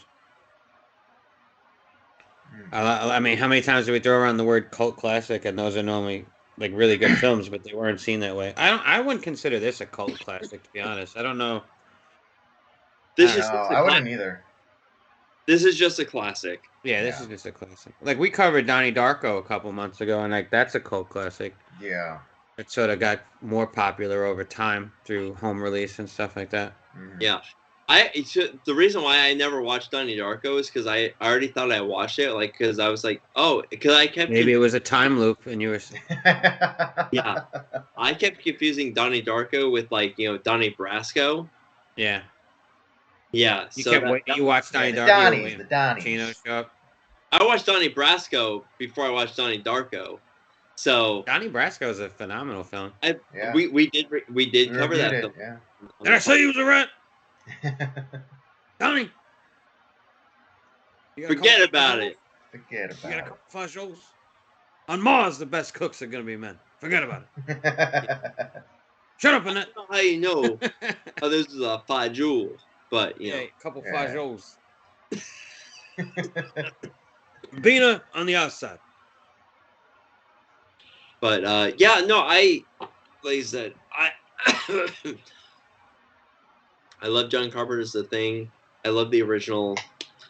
The prequel. It's okay. I liked it. I don't know. I still can't believe that anybody has the balls to make a remake of this one, though. But whatever. Blumhouse is gonna do it. I know. Do it. They're also doing The Exorcist. Dude, fuck that. I don't know. They can't just leave well enough alone. I don't get it. But, nobody gets it, dude. Nobody gets it. Well, how about this? We'll give our ratings of the original and the remake. John Carpenter's The Remake. I've kind of given my ratings already. I'm gonna give the original, and this is very biased. I give the original like a 4 out of 5. And then I do give John Carpenter's the John Carpenter's remake a 5 out of 5 because I really do think it not just as a within its genre of horror, but it to me it's a perfect film. Who are you gonna recast? What are you gonna do differently to make that film better? You're not gonna do anything better than what they did there. You think they were Kurt Russell's son? Yeah, he's an actor. Right. Maybe, but he was the new Captain America in the he was U.S. Falcon and Winter Soldier. He was okay show. in that. Yeah, I do agree with that. I liked him in that role. You're gonna see more of him too. You're gonna see him in Thunderbolts. Yeah. He's gonna be a U.S. agent. But like I said, he was in a episode of Black Mirror also that was really good. I have to watch that show. You never watched Black Mirror? No, I haven't watched it yet either. Dude, it's like a modern age Twilight Zone. Yeah, that's what I keep hearing. I've watched every episode of the Twilight Zone, so I got to check that out. The I would just say that like to me, it's not a genre film to me. To me, it's just a perfect film. Like it's so fucking good. I can't imagine anything being different to make it better. Yeah, I mean, if you told me to rate like some of my favorite films of all time, not taking genre into account, like The Thing's gonna be on there regardless. Mm-hmm. Yeah, because I just think it's a great film. Yeah, you know. Same here. Yeah. But if you wanted me to rate it, yeah, it's a 5 out of 5. What about the original? How did you feel about it? I've only seen the original once, and right now, just off the top of my head, I want to give it maybe a 3 out of 5. Okay. That I think that's fair. Maybe I could be talking to like a 3.5, but it's just I think it's a pretty cool. I could see when that film came out it being why it's popular. I'm just not a huge fan of those like films from that era though. Like it's not even the black and white that bothers me. It's just the way films were put together. They're sort of like the story arc, the way stories were told back then, and then like I said, like acting. I feel like those actors could have performed better, but they weren't allowed to. Like they were only allowed to. They had to tell the jokes. They weren't allowed to lean in on the tension. I really would have loved to see more tension with the monster and stuff because there were elements of that film that like could have mirrored what we got in '82 too, as well. Because here's the thing with those films is that those when we see like the sci-fi and the horror, those are B films. So the actors didn't really have a lot of leeway. It was the drama films that you were able to get away, where you got like the best actors and the best stories. So like you look at like a movie like Ace in the Hole. Kirk Douglas is acting his ass off. And he's in control of like what he's doing. Yeah, you have like director Billy Wilder, who is like one of the greatest directors of all time. But then you have he's allowing Kirk Douglas, who's one of the greatest actors of all time, he has his own will and like desire of what he wants to do with the character. He's done his research, he's read the screenplay, he's probably read the story. If there's a story behind the screenplay, he's done all that research. And he's already talked to the director like, hey, I'm gonna go this direction, you're gonna follow me. And that's what happens with like the great the great classics of like the 40s, 50s, 60s, whatever, with the old studio system. But when it comes to like the sci-fi and the horror and like the genre flicks, those are the B movies. So you don't necessarily get the best actors. You don't necessarily get like or who end up becoming the best actors. But like at the time, they're the up and coming guys. They're like the lower tier guys, and so you are expected to like here's the lines. You have to deliver them. Yeah, we got to get this scene done because we don't have a lot of money and a lot of time to film this movie. So exactly, and that's where like when I look at like Roger Corman films for instance, no money, the guy has no fucking money, but he got it done. And the fact he doesn't really have the actors either, but for whatever reason, his movies last the test of time. And people love his films, me included. I love Roger Corman films, and a lot of filmmakers that have gone on to greater things worked through him. He founded guys like your John Carpenter and all these other guys. They worked with this guy. That's like Chroma too. Yeah, and that's but like is the guy always makes money. He's never he had one movie that came close to not making money, but he always made money. And that's the thing is like, okay, I'm gonna invest $500,000, but I'm gonna make $3 million at the end. Yeah. And that's the thing. I definitely have to watch more of his films. Like I think I've seen a good amount without realizing that they were Corman films. But so I grew up. So without realizing it, I grew up with Roger Corman because I watched all of his like American International bullshit, B science and horror films. Yeah. They're like exploitation sort of like horror B movies. But I think they're great for what they are. Like I've seen recently, not too long ago, Humanoids from the Deep or whatever. Yeah, it's fucking great.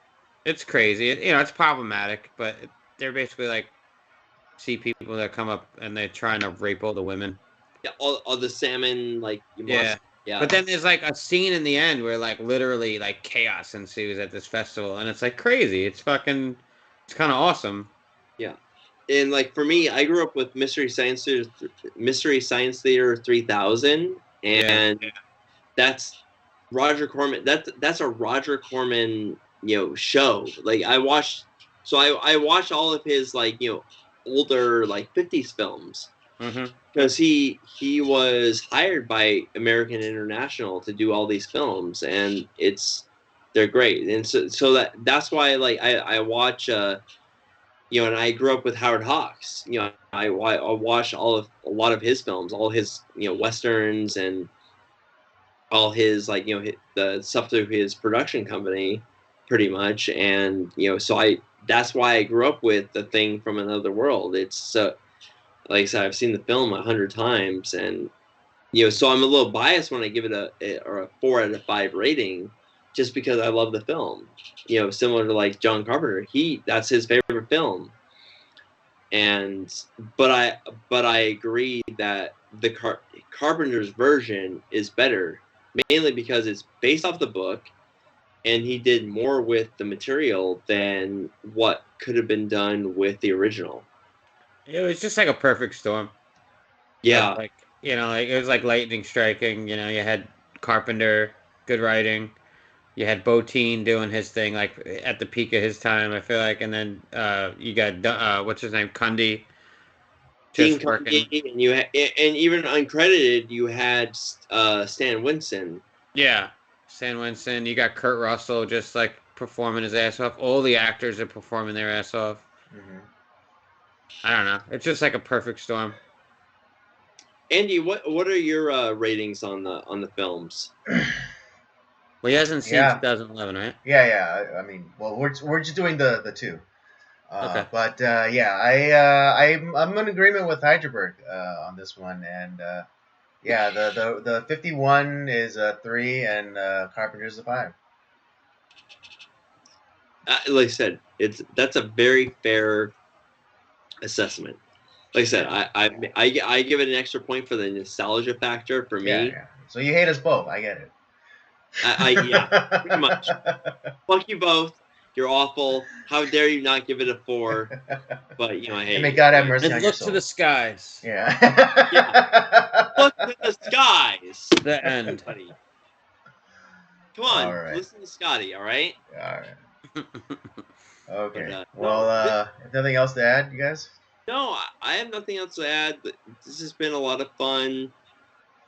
I'm glad we did get a chance to touch on the 2011 version as well, which is okay. Yeah, I just the other day when I watched 51, I was I was gonna watch 82 right after 51. I'm like, you know what? While I'm at it, why don't I just rewatch 2011, and then after that I'll watch, because that goes right into 82. And I was just yeah, I'll just do it that way. And then fuck it. I've watched all 3 recently, and I'll have more to talk about too. So. You kind of when you told me that, I was like, well, you know what? Fuck it. If you're gonna do that, I'm gonna do it. So I decided. You both are masochists. I've seen 2011 before, but I've seen it twice before this one. So this was my 3rd time watching it. It'll probably be my last time unless I watch it with somebody, maybe. But it was my first time, and if somebody wants to do have me on to talk about it, I'll watch it again. But I don't know if I'm gonna watch it again. And and like I said, it's not badly acted. I don't hate the CGI. I think it's a competently, it's a competent film. I think it's competently acted. I think the writing is good. But it just doesn't have the same charm as the original or John Carpenter's version. Yeah, it does. And like I said, like you were saying, it doesn't quite meet up. It kind of borrows a little bit from both. Yeah, and it's missing the secret sauce. Bingo, that's exactly what it is. And if I was gonna give it a rating, I would give it a 2.5 out of 5. Yeah. You don't show me that spaceship, maybe I give it a 3, but... Yeah. But, but it's okay. I didn't hate it. I don't have, this, fuck this movie, it ruins everything, blah, blah, blah. I'm going to save that for the remake of 82. I'm going to be that guy for Blumhouse's. The Blumhouse version? Fuck this thing! I'm probably going to be there with you. Yeah, and John will probably make me cover it on a cut above. Dude, he is. He's the one that made me cover Virus 32. That is true. Hey, I'll be honest. I did not hate Virus 32, but when I watched your episode, I was like, yeah, I agree that it's not great. But hey, they tried. Hold on, I want to look up. I'm gonna look up my review score right now for what I gave that. I gave it a 4, 4 out of 10. That seems high. I thought you gave it lower than that. I thought you were gonna get like. No, I gave it a 4. I mean, it's a competently made film. It looked But good. yeah. But yeah, I'm actually really happy that you guys really like you like the original. And obviously, like you said, this is one of the few times that the remake is the better version, and it's actually a perfect movie in a lot of ways. So but the fact that you guys like the original makes me happy because I love the remake, but I also have I have a nostalgic heart for the original. Yeah, and that's I fair. got you.